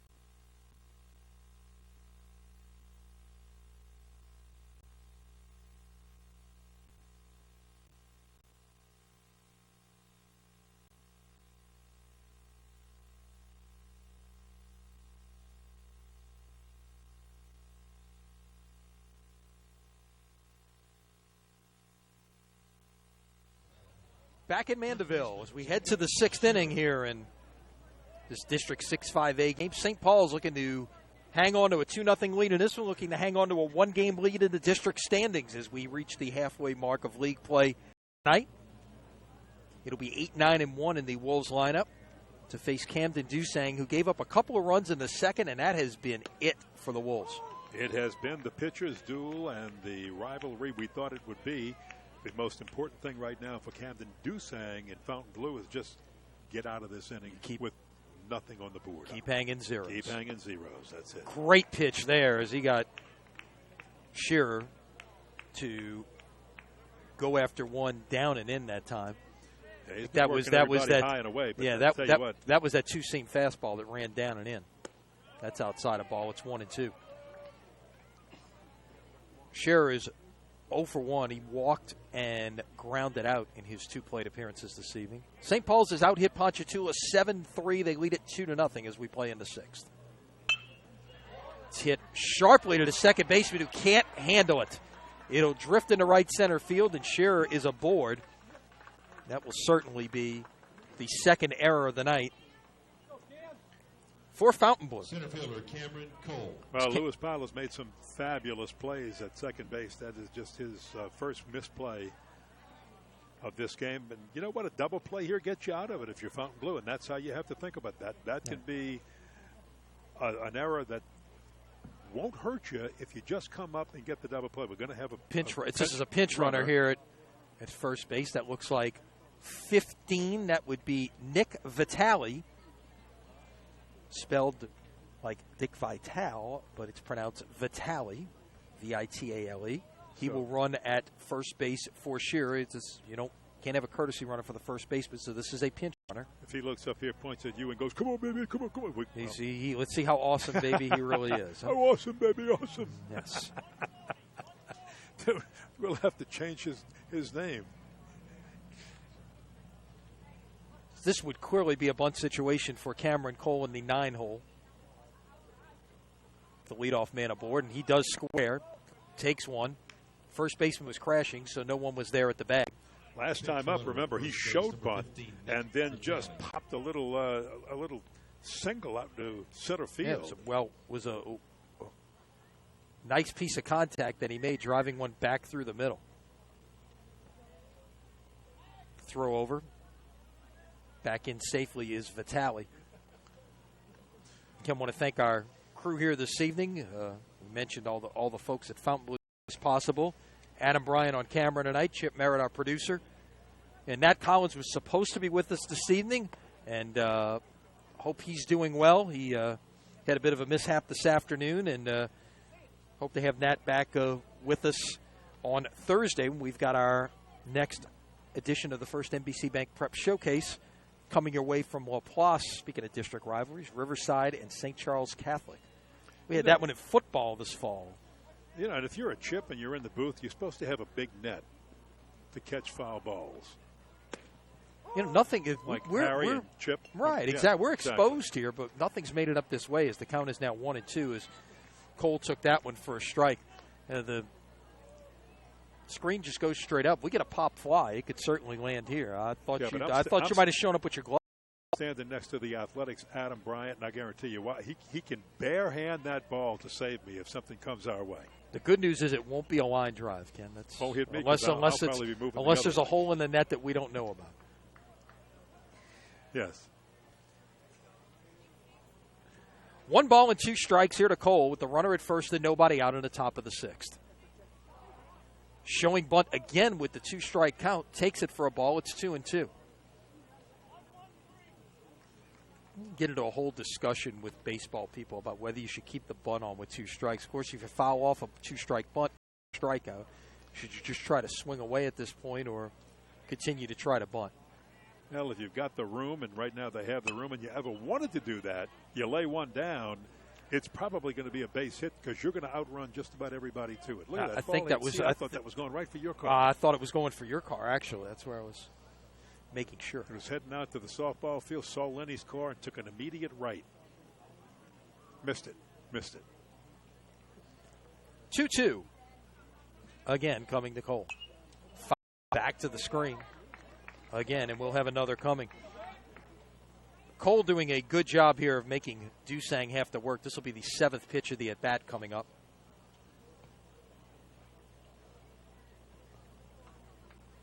Look at the power ratings heading into this week. St. Paul's in pretty good position playoff-wise. They are number 21. That is tapped foul. I think the second half of the district race is really going to decide who else from this league manages to make the playoffs because you've got a lot of teams hovering between 32 and about 46, 47. The top 32 goes. Somebody gets on a run in the second half, they can make a jump up there. North Shore at 32, Hammond at 34. Fontainebleau is at 40 right now. So, there's still some work to be done for those other teams. St. Paul's would seemingly be in good shape. Of course, if you win the district or you tie for the district title, you get an automatic spot in the playoffs. So if this thing would somehow turn into gridlock and become like about a 16 tie, they'd all make the playoffs. The shortstop just got handcuffed on that second hop right there, and that will go as another error, I believe, which would be the third of the night and the second in a row. Well, they're waiting before they put it up. Yeah, now it is up there. Okay, first and second, nobody out, and the key now is you've just turned the lineup over to the top. Yeah. The good news for Fontainebleau is Dusang has done a good job against the top of the lineup. Now, that said, Hurton steps in here from the right side, did single to right field his last time up. We're going to have a conference at the mound with everybody here. And I like this, and the reason why I like it is because your pitcher, Dusang, has been doing a great job. Your team's been getting out of trouble in every inning, and all of a sudden you start off here with 2 ground balls. Both of them should have been outs. There should be nobody on base, 2 down right now, and Dusang getting ready to put somebody down and go to the dugout. Instead, there's nobody out. Runners on first and second, 2 errors. Hey, listen, kids are kids. They're going to get down on themselves a little bit. They might tell you they don't, but they do, and it's good to pull everybody out there, remind them, hey, let's get 2 without letting the run score, and then come back and get 1. That's how we get out of this. We're good enough. We've gotten this far. We've played this well. We've gotten out of a jam. That's, I think, what's happening right now on the mound. A chance just to settle down your troops. Mick Nunez down in the third base box gets a chance to converse with his base runners and his batter at the same time. Be interesting to see how he plays this, even though he's got the top of his lineup up. You've got first and second, nobody out. Do you try to I think bunt the guys up here and get 2 runners in scoring position? No, I think he goes to Hurton, who's hit the ball hard 3 times, including that single to right last time, and says swing hard, make contact, and let her fly, because he's been ripping it. But let's see. Let's see. Wrong. See how they play. He did have a base hit to right his last time up. He is 1 for 3. Does not show bunt. Takes a pitch down for a ball. He's swinging the bat so well in this game. You just want to let him take a good old swat at it. Hurton, who is headed to Spring Hill over in Mobile. Runners are going. Throw down is in time. Wow. Sent both runners. I believe it was a hit and run because it was a swing and a miss. And the lead runner is gunned down at third. The throw was a little bit offline by Halbrook, but give Buster credit for reaching out and applying that tag right there, Ken, because, if he misses on that tag, he's, if he tries to stay to the bag, first of all, it's, the throw may sail into left field, but he goes and gets it and still has enough time to be able to make the tag. So now there's a runner at second and 1 out. That is inside a ball. It's 2-1. Well, almost as good as a sacrifice if you had to sacrifice him over, but I really like the throw again and the play made by your catcher, Halbrook. Because, remember, he's right there. He's got a right-handed batter. He's swinging. He's got to step out of the way of all of that and still make a throw. Downstairs a ball. It's 3-1. Now, first base is open right now after that steal attempt. So, if you walk, you could be careful right here if you really feel like Hurton has been hurting. Yeah, you. Okay. I know you wanted me to say it. Yeah, so there you go. If he's been hurting, there you go. Yeah. Tap foul at the plate. It'll be 3-2. Yeah, even if he loses him, that's not a bad, because then it sets up the force at any base.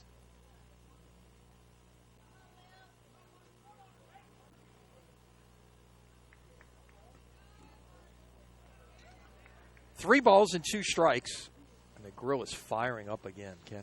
Oh man, goodness, does that smell good? This is not smell-o-vision, though, as that is swung on and missed. Boy, he got him chasing a breaking pitch that dropped off the table way outside. Wow. That is his second strikeout of the night, and his first since back in the second inning, and that could not have come at a bigger time right there. Mm-hmm. Now there's 2 outs, a runner at second, and Caleb Lupo, who is 0 for 2 with a sacrifice bunt, will step in.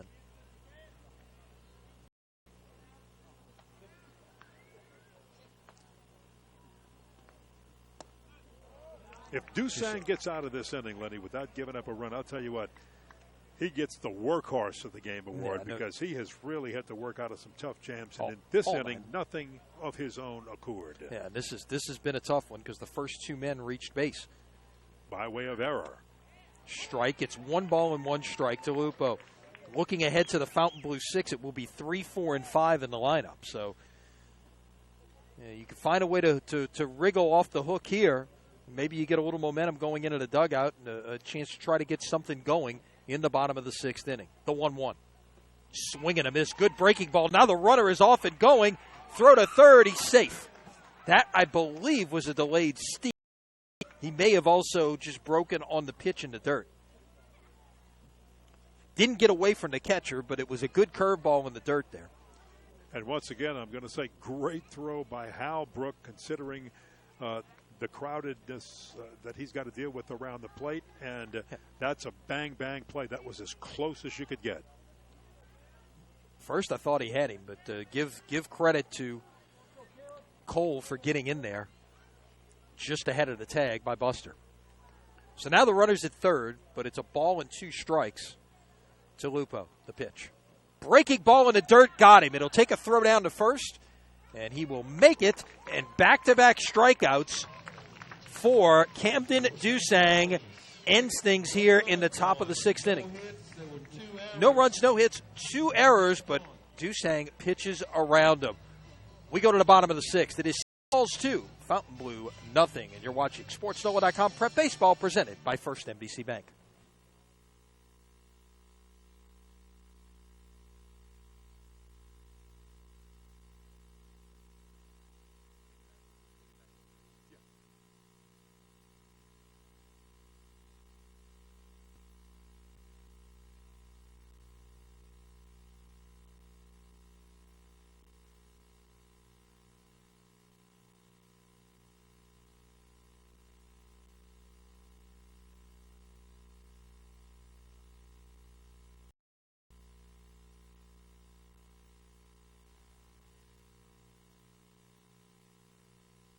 I want to thank Todd Buster and NOLABaseballClub.com for helping us sponsor this game on the First NBC Bank Prep Showcase. NOLA Baseball is a nationally recognized high school showcase and youth program designed to enhance players' baseball IQ and prepare them for junior high, and high school, that is, and college baseball. The youth program director is Kevin Cherry, former UNO and Minnesota Twins player. Upper Division director Justin Garcia, UNO and the Kansas City Royals. Coach Richard Parker from Tulane, Cameron Lewis from Huntington, Joe Murphy, North Alabama, Mike Arnold, Delgado, Mike Fernandez, and these guys just do a great job. Find Todd Buster's group, www.NOLABaseballClub.com. On to the bottom of the 6th we go. 2 runs, 7 hits, no errors, St. Paul's. No runs, 3 hits, 3 errors for Fontainebleau as Austin Lambertson, the right fielder, steps in and fouls one back to the screen. He is 0 for 2 in the evening. He is struck out and flied out. Go back to that last half inning. First 2 St. Paul's batters get on by way of error. They have the errors, and you can see just a little bit of air out of the balloon let down. They have the big huddle on the mound. Get them back together. They come back. They get out of the inning. They don't give up a run. Now you've got to carry that momentum right here at the plate. You've got to get the bat on the ball. Yeah. Caught stealing and 2 strikeouts to get out of the inning. The 1-1 fouled over to the softball field. Right at a dead center field over there. Twice Fontainebleau has gone 3 up, 3 down. 3 times they have gotten a base runner as far as second base. They have not had a runner reach third yet. They've got to get something going here. Strike 3 call. That is strikeout number 10 of the evening for Blake LaCicero. And the batter will be Camden Dusang, who has not been able to help his own cause this evening. He has struck out twice in his many plate appearances against his Mound counterpart.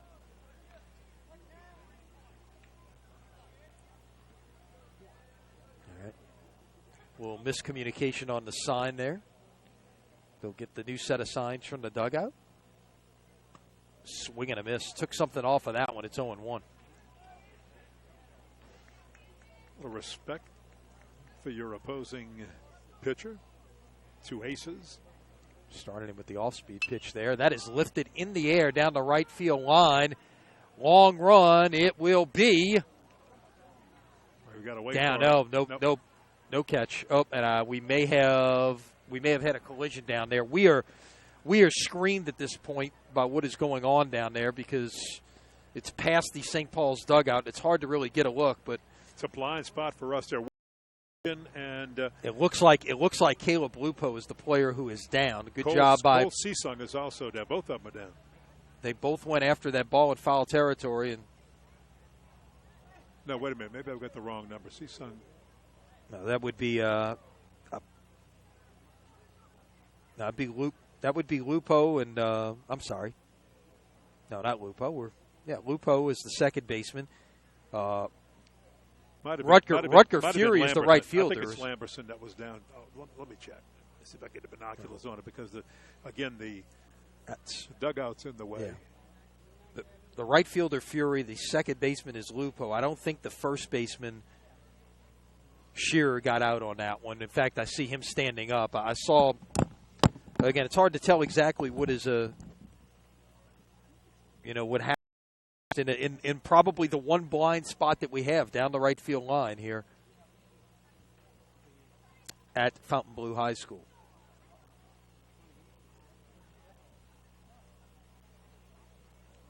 And it is Lupo that they're taking a look at, the St. Paul's second baseman.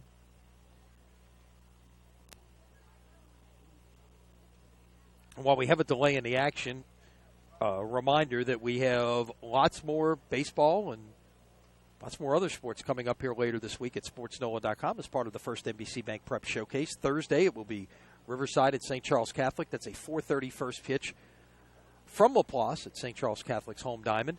Friday, we'll have a doubleheader for you here beginning at 4 o'clock from Kersh-Rooney Stadium. It'll be Brother Martin against Shaw, followed by Archbishop Rummel against Jesuit, a couple of District 9 5A games. And then on Saturday, we've got basketball from Thibodaux. It's the annual Bayou River All-Star Shootout presented by the Sports Medicine Center of Thibodaux Regional. We will have that for you Saturday evening at 7. Plenty more to come next week as well. We've actually got we're going to have softball on the first NBC Bank Prep Showcase 1 week from today. We will be in Hahnville for a big Class 5A matchup between Mount Carmel and Hahnville. We were talking earlier about how this Fontainebleau softball program is an outstanding program as well, as won every district championship this decade. And it appears as if Lupo is going to stay in the game and he gets a hand from both sets of fans here in Mandeville.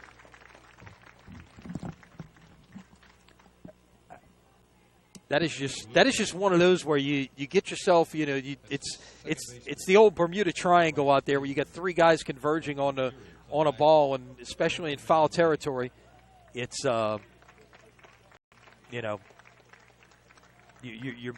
trying to spot it, and a lot of times you can't hear the other player calling you off for whatever reason or whatever the case may be. You're trying to make a play, and you end up with a collision there, but it appears everybody is okay. So we'll resume action with a count of no balls and 2 strikes on Dusang. Yeah, where's that right field camera when we need it, right? Even stretching out as far as I could side, putting the binoculars out there, it was hard to see. We got it, though. Now we're ready. Here comes the 0-2. Upstairs with the breaking ball, it's 1-2.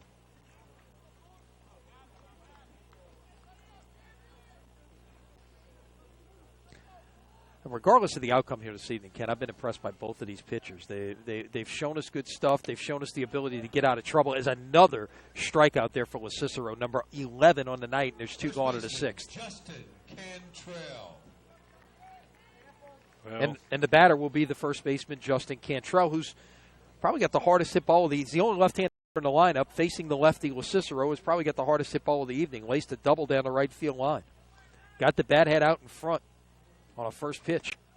I was about to wonder whether that little bitty layoff while they checked Lupo out and made sure he was okay affected LaCicero, but the answer is no. Nope. He is on point. Swinging and missing a high fastball. Got that one up in his eyes. 1-1. And he's got him chasing him up there. That's the thing. That ball's moving around, and they're going after it. The 1-1.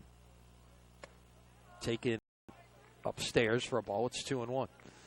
Oh, you know the old cliche about left-handed hitters, Ken, is they like everything low. So he's trying to keep everything up high in this at bat. That time he bounced one downstairs. It's a ball, 3-1. But there's also times like what he did there. You've got to move the hitter's eye level around. You can't just let him get comfortable looking at pitches at the same level. He just threw that one out of the zone, and maybe he comes back with something high again here. He did kind of tie him up inside there, and they got fouled back to the screen. It's 3-2. Yeah, he jammed him, but that one was right at the letters, too. And good thing he had it inside.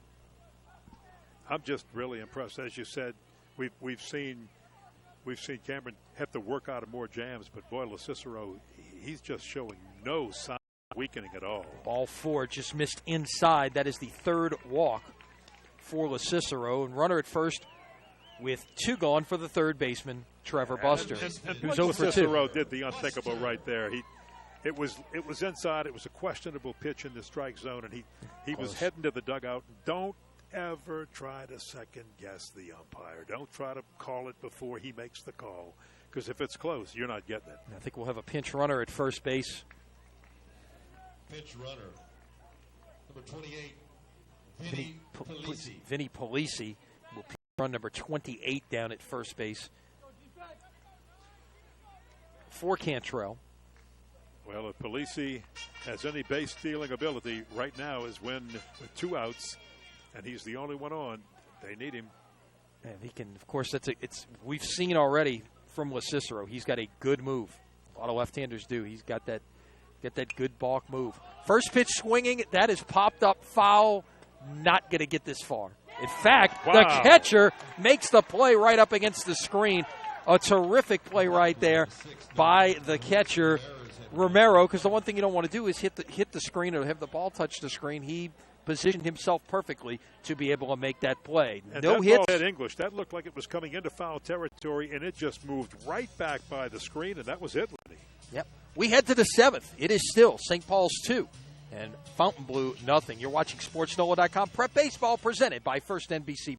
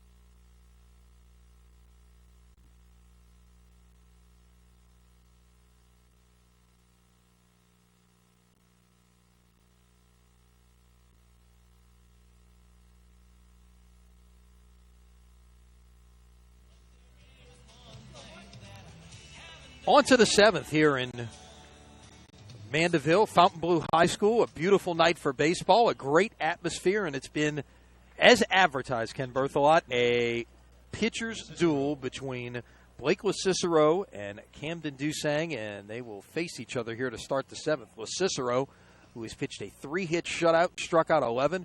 Dusang has worked out of trouble the entire night, gave up 2 runs in the second, but has held St. Paul's off the scoreboard otherwise.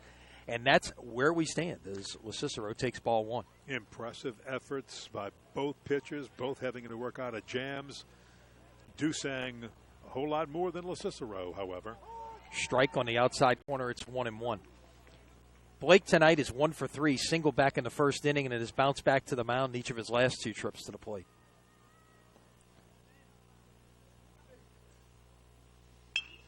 That is down the left field line. It will slice foul. It's 1-2. Well, Cicero to be followed by Romero and Marinello here in the 7th inning. Interestingly, if Fontainebleau can get out of this half inning, top of the 7th, without giving up any runs, they've got the bottom of the order coming up. 7, 8, 9 to tie this game up. Downstairs, it's 2-2. Sounds like with all those vowels in the middle of the lineup there, you could open up an Italian restaurant with the with the meat of the St. Paul's order.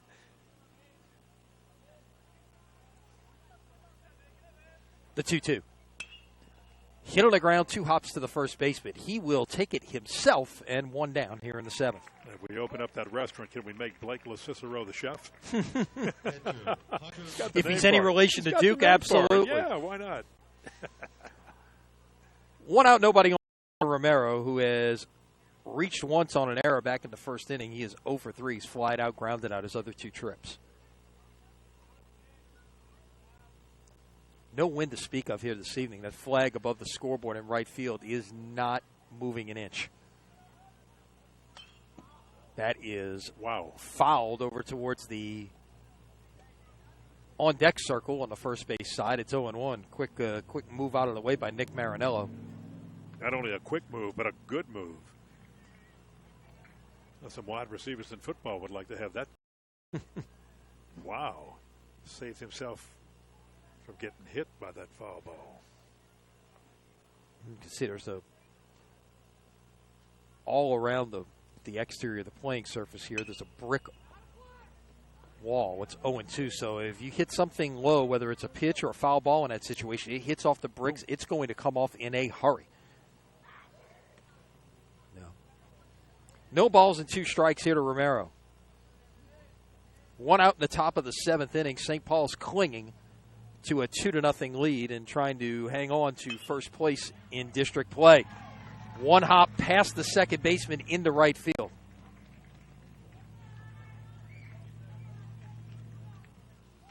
That was hit sharply, and Pyle just it's a hit. It's going to go as an error, but it's went as an error. Yeah, right. Went as an error. Robbie Dara. Yeah, the courtesy runner at first base is Robbie Dara. Designated hitter Nick Marinello. So Marinello steps in, working on a 3 for 3 night. He has been outstanding. 2 singles to center, 1 to right. Take something the opposite way, he can have himself the hat trick. Go to all fields. Pitch. Tap foul. Nice play in the first base coach's box. It's 0-1.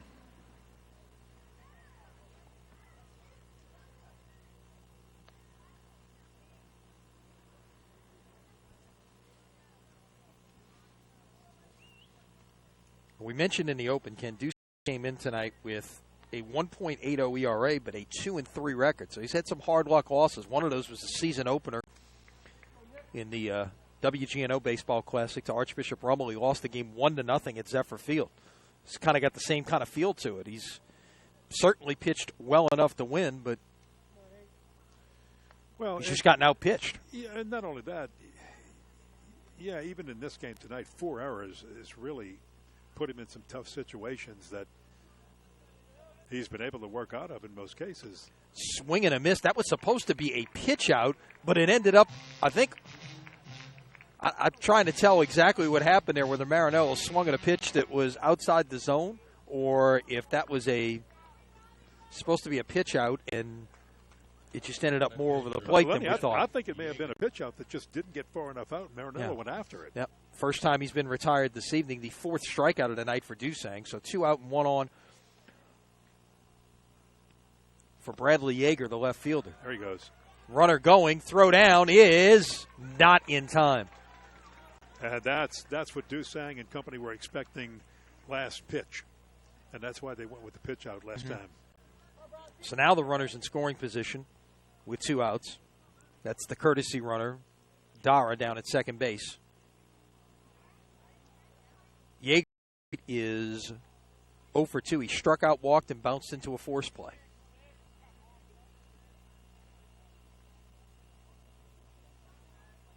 The pitch. Strike on the inside corner. That is the pitch that has impressed me the most from Dusang this evening is the ability to throw that two-seam fastball down and into right-handed hitters with a good bit of movement on it. The 1-1.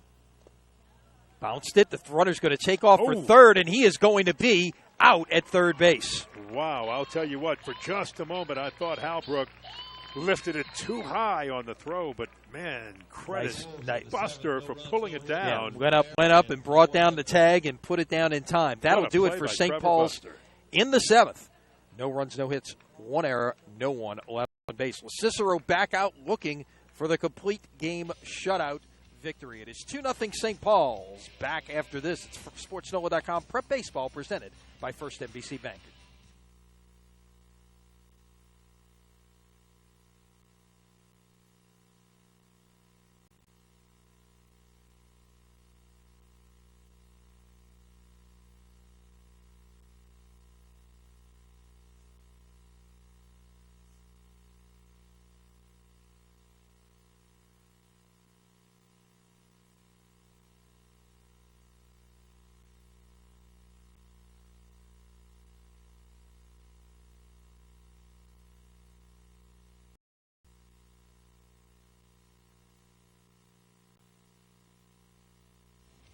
Hey, want to know more about getting your kids ready for baseball at the next level? Go to www.nolabaseballclub.com. Head coach Todd Buster, NOLA Baseball, a nationally recognized high school showcase and youth program. They get your kids ready for baseball at any level. Yeah, we thank NOLA Baseball for their support of this evening's webcast. Pleased to be here on the North Shore for this 6-5A matchup, and it's been what it was billed to be, an outstanding pitching matchup between St. Paul's and Fontainebleau. As we head to the seventh inning, Jude Oquan leading things off at 7, 8, and 9 in a Fontainebleau lineup against Blake Cicero, who has been dominating. 11 strikeouts through 6. All I know is Daddy Todd had to be pretty proud of son Trevor on that pull down at third base for the tag to get him out of there, because that was a high throw. 2-1 to count now to Oquan, to be followed by Halbrook and Pyle here in the Fontainebleau seventh. Bulldogs looking to get something going. They've had a couple of opportunities this evening against Cicero, but haven't been able to pay them off. They had two men on in the fourth, both with 2 outs, and could not come up with the big hit. Last game, St. Paul's and Slidell. This happened to St. Paul's, and Slidell came back and got him. They did. Slidell had a St. Paul's took a lead into the seventh inning, and Slidell scored 3 runs in the top of the seventh to rally from a 4-2 deficit. That is St. Paul's one loss in district play this year, much like the same situation, taking a 2-run lead into the last. So I'm sure there was a little talk in the dugout that said, hey, it happened one time. Let's make sure it doesn't happen again. Let's put this one away. And that game was in Covington. That was at St. Paul. So count now 3-2 to Oquan, who is 0 for 1 on the evening. He has grounded out and he has walked, looking to find a way on to start things here in the seventh. The payoff. Down a ball. Went back to the screen, but that won't play a factor in this. That is the 4th walk of the evening for Cicero. Catcher, Tristan.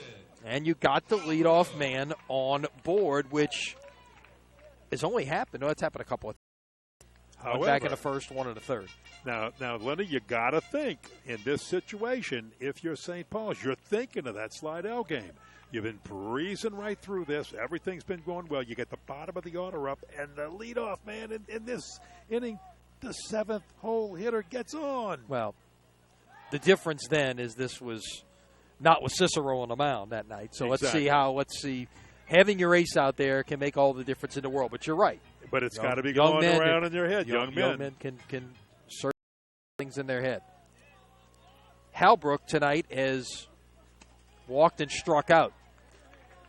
One thing Cicero has had going for him very strong tonight, no errors by the St. Paul's Wolves. They have played flawless defense. Indeed they have. The 1-0. Swing and a miss. It's 1-1. Put ball 2 on the scoreboard, but it's a swing and a miss. Now 1 ball and 1 strike. They'll get it corrected. Fooled me once like that. The pitch. Ooh, nearly back this way, but just caught the top of the screen. It's 1-2. When he was reaching for his glove. That was reaching for that. I think that was going to be over our head. Mitt. But it would have been over our head. But he does have a selfie stick. He could have caught it and snapped a picture at the same time. There you go.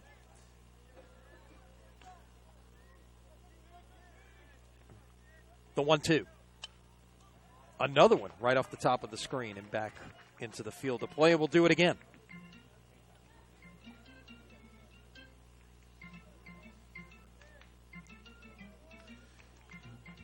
Well, I'll tell you, for the bottom of the lineup here, number 7, 8, and 9, you've got to credit these Fontainebleau hitters. They're sticking in there. Yeah, they've gotten on base 3 times in 7 trips at the bottom of the lineups thus far tonight. That, again, is fouled out of play. That will head towards the softball field. Wasting a lot of 2-strike offerings here from LaCicero, who's obviously got to see that pitch count climbing a little bit now. I'll tell you what, these fields are manicured, so that looks like your front lawn. I mean, that is really nice. No weeds, manicured to perfection, cut every day. You haven't seen my front lawn. Is that not your house I'm looking at? The 1-2. Laid off the breaking ball that time. It's 2-2. You mean that's someone else's home I'm looking at? Okay. Must have been.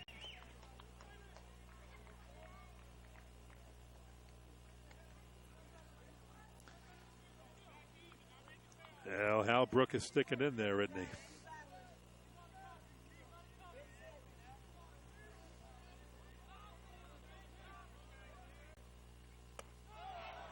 That is down 3-2.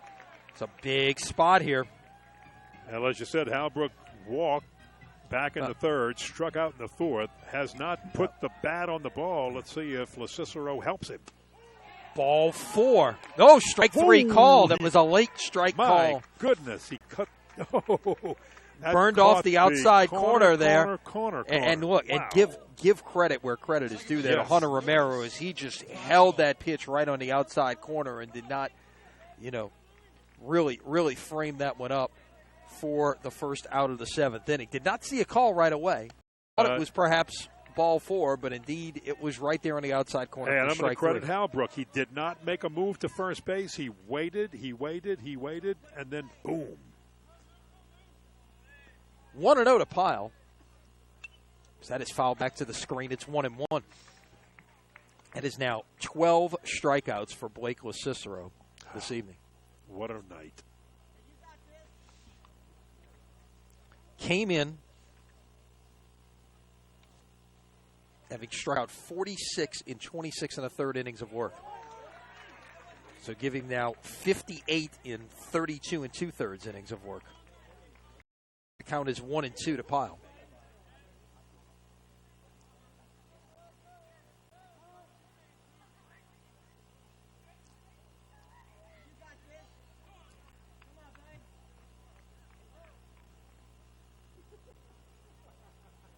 That is a swing and a miss at a good breaking pitch right there, and strikeout number 13 for LaCicero. Back to the top of the order. It's all up to Cole Sissong, who has singled, struck out, fly. O'Quinn led off with a walk. He is still down at first base.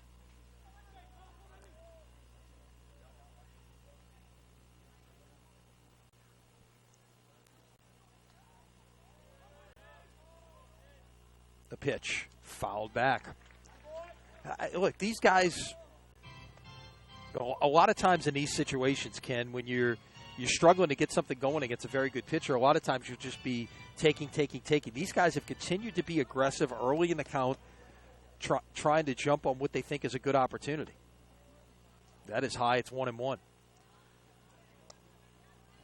Well, with 2 down, 2, and I'm sure there's a lot of thought, just get that bat on the ball. Mm-hmm. Don't go down swing. Get that bat on the ball. Force St. Paul's to make a play. Force that defense to make a play. Catch it right. Maybe it's deep. Downstairs a ball. It's 2-1. You just want to find a way to get a man on base here any way you can, so you get that tying run aboard. We mentioned this team does not have a home run this year, so you're not thinking about something leaving the ballpark to tie the game. But then if you could get those two men on with 2 outs, a gapper can tie the game at that point. And you're getting into 2, 3, and 4 in the lineup if Sissung can reach right here. The 2-1. Swing and a miss. He took a little something off of that. It's 2-2. Good cut. Good cut by Sissung, but you're right. Just a little bit off of that pitch was all he needed.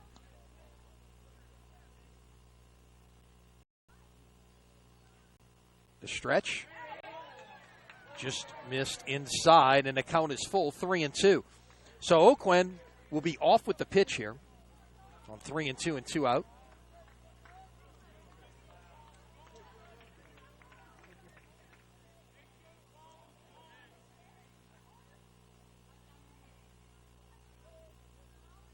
There he goes, and it's fouled out of play. Nothing fancy that time. It was coming right down central. Well, Cicero jumped the gun again on the umpire, and you just can't do that as a pitcher or a hitter. You jump the gun on the ump, and it's close.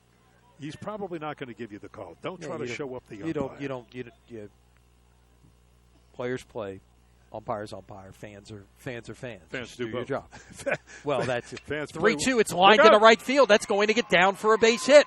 Runner is on his way to third. He was off with the pitch. Here comes the throw. It's up the line. They will be at the corners with 2 out. Look out. First time in this game that Fontainebleau has had a runner as far as third base, and what a time for it to happen. And now, more than anything, you've got to think this St. Paul's team has got to go, oh, my goodness, not again. This happened to slide out. Not again.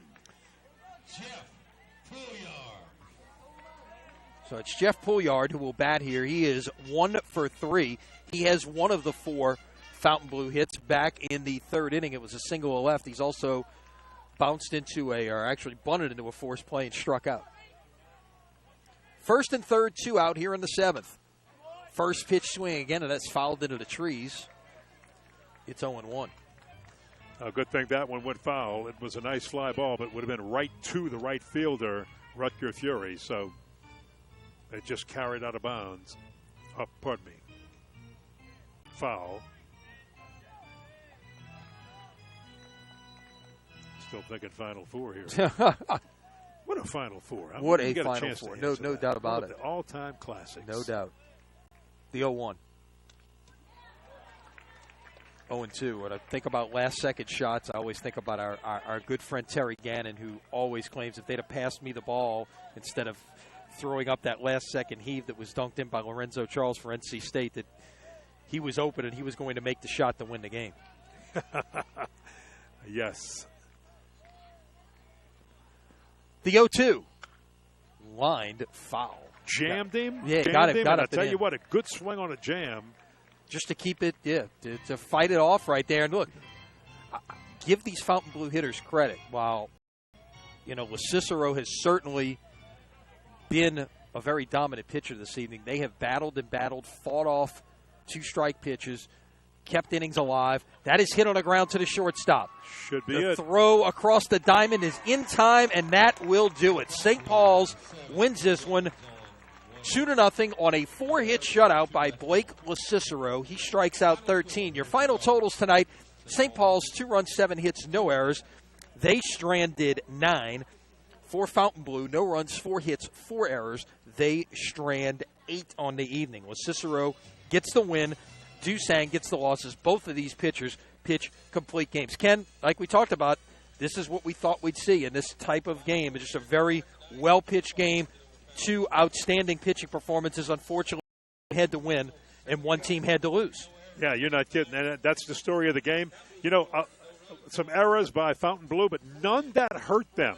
All the runs were just, earned runs that St. Paul went out and got and won this game early by scoring, and then after that it was a pitcher's duel. They got out of jams. They did everything you could ask for. A fun game to watch. And again, congratulations to both of these teams because they both played good high school baseball. St. Paul's now 12-7 overall, 6-1 in 6-5A. They'll hang on to that district lead as they head into the second half of district play.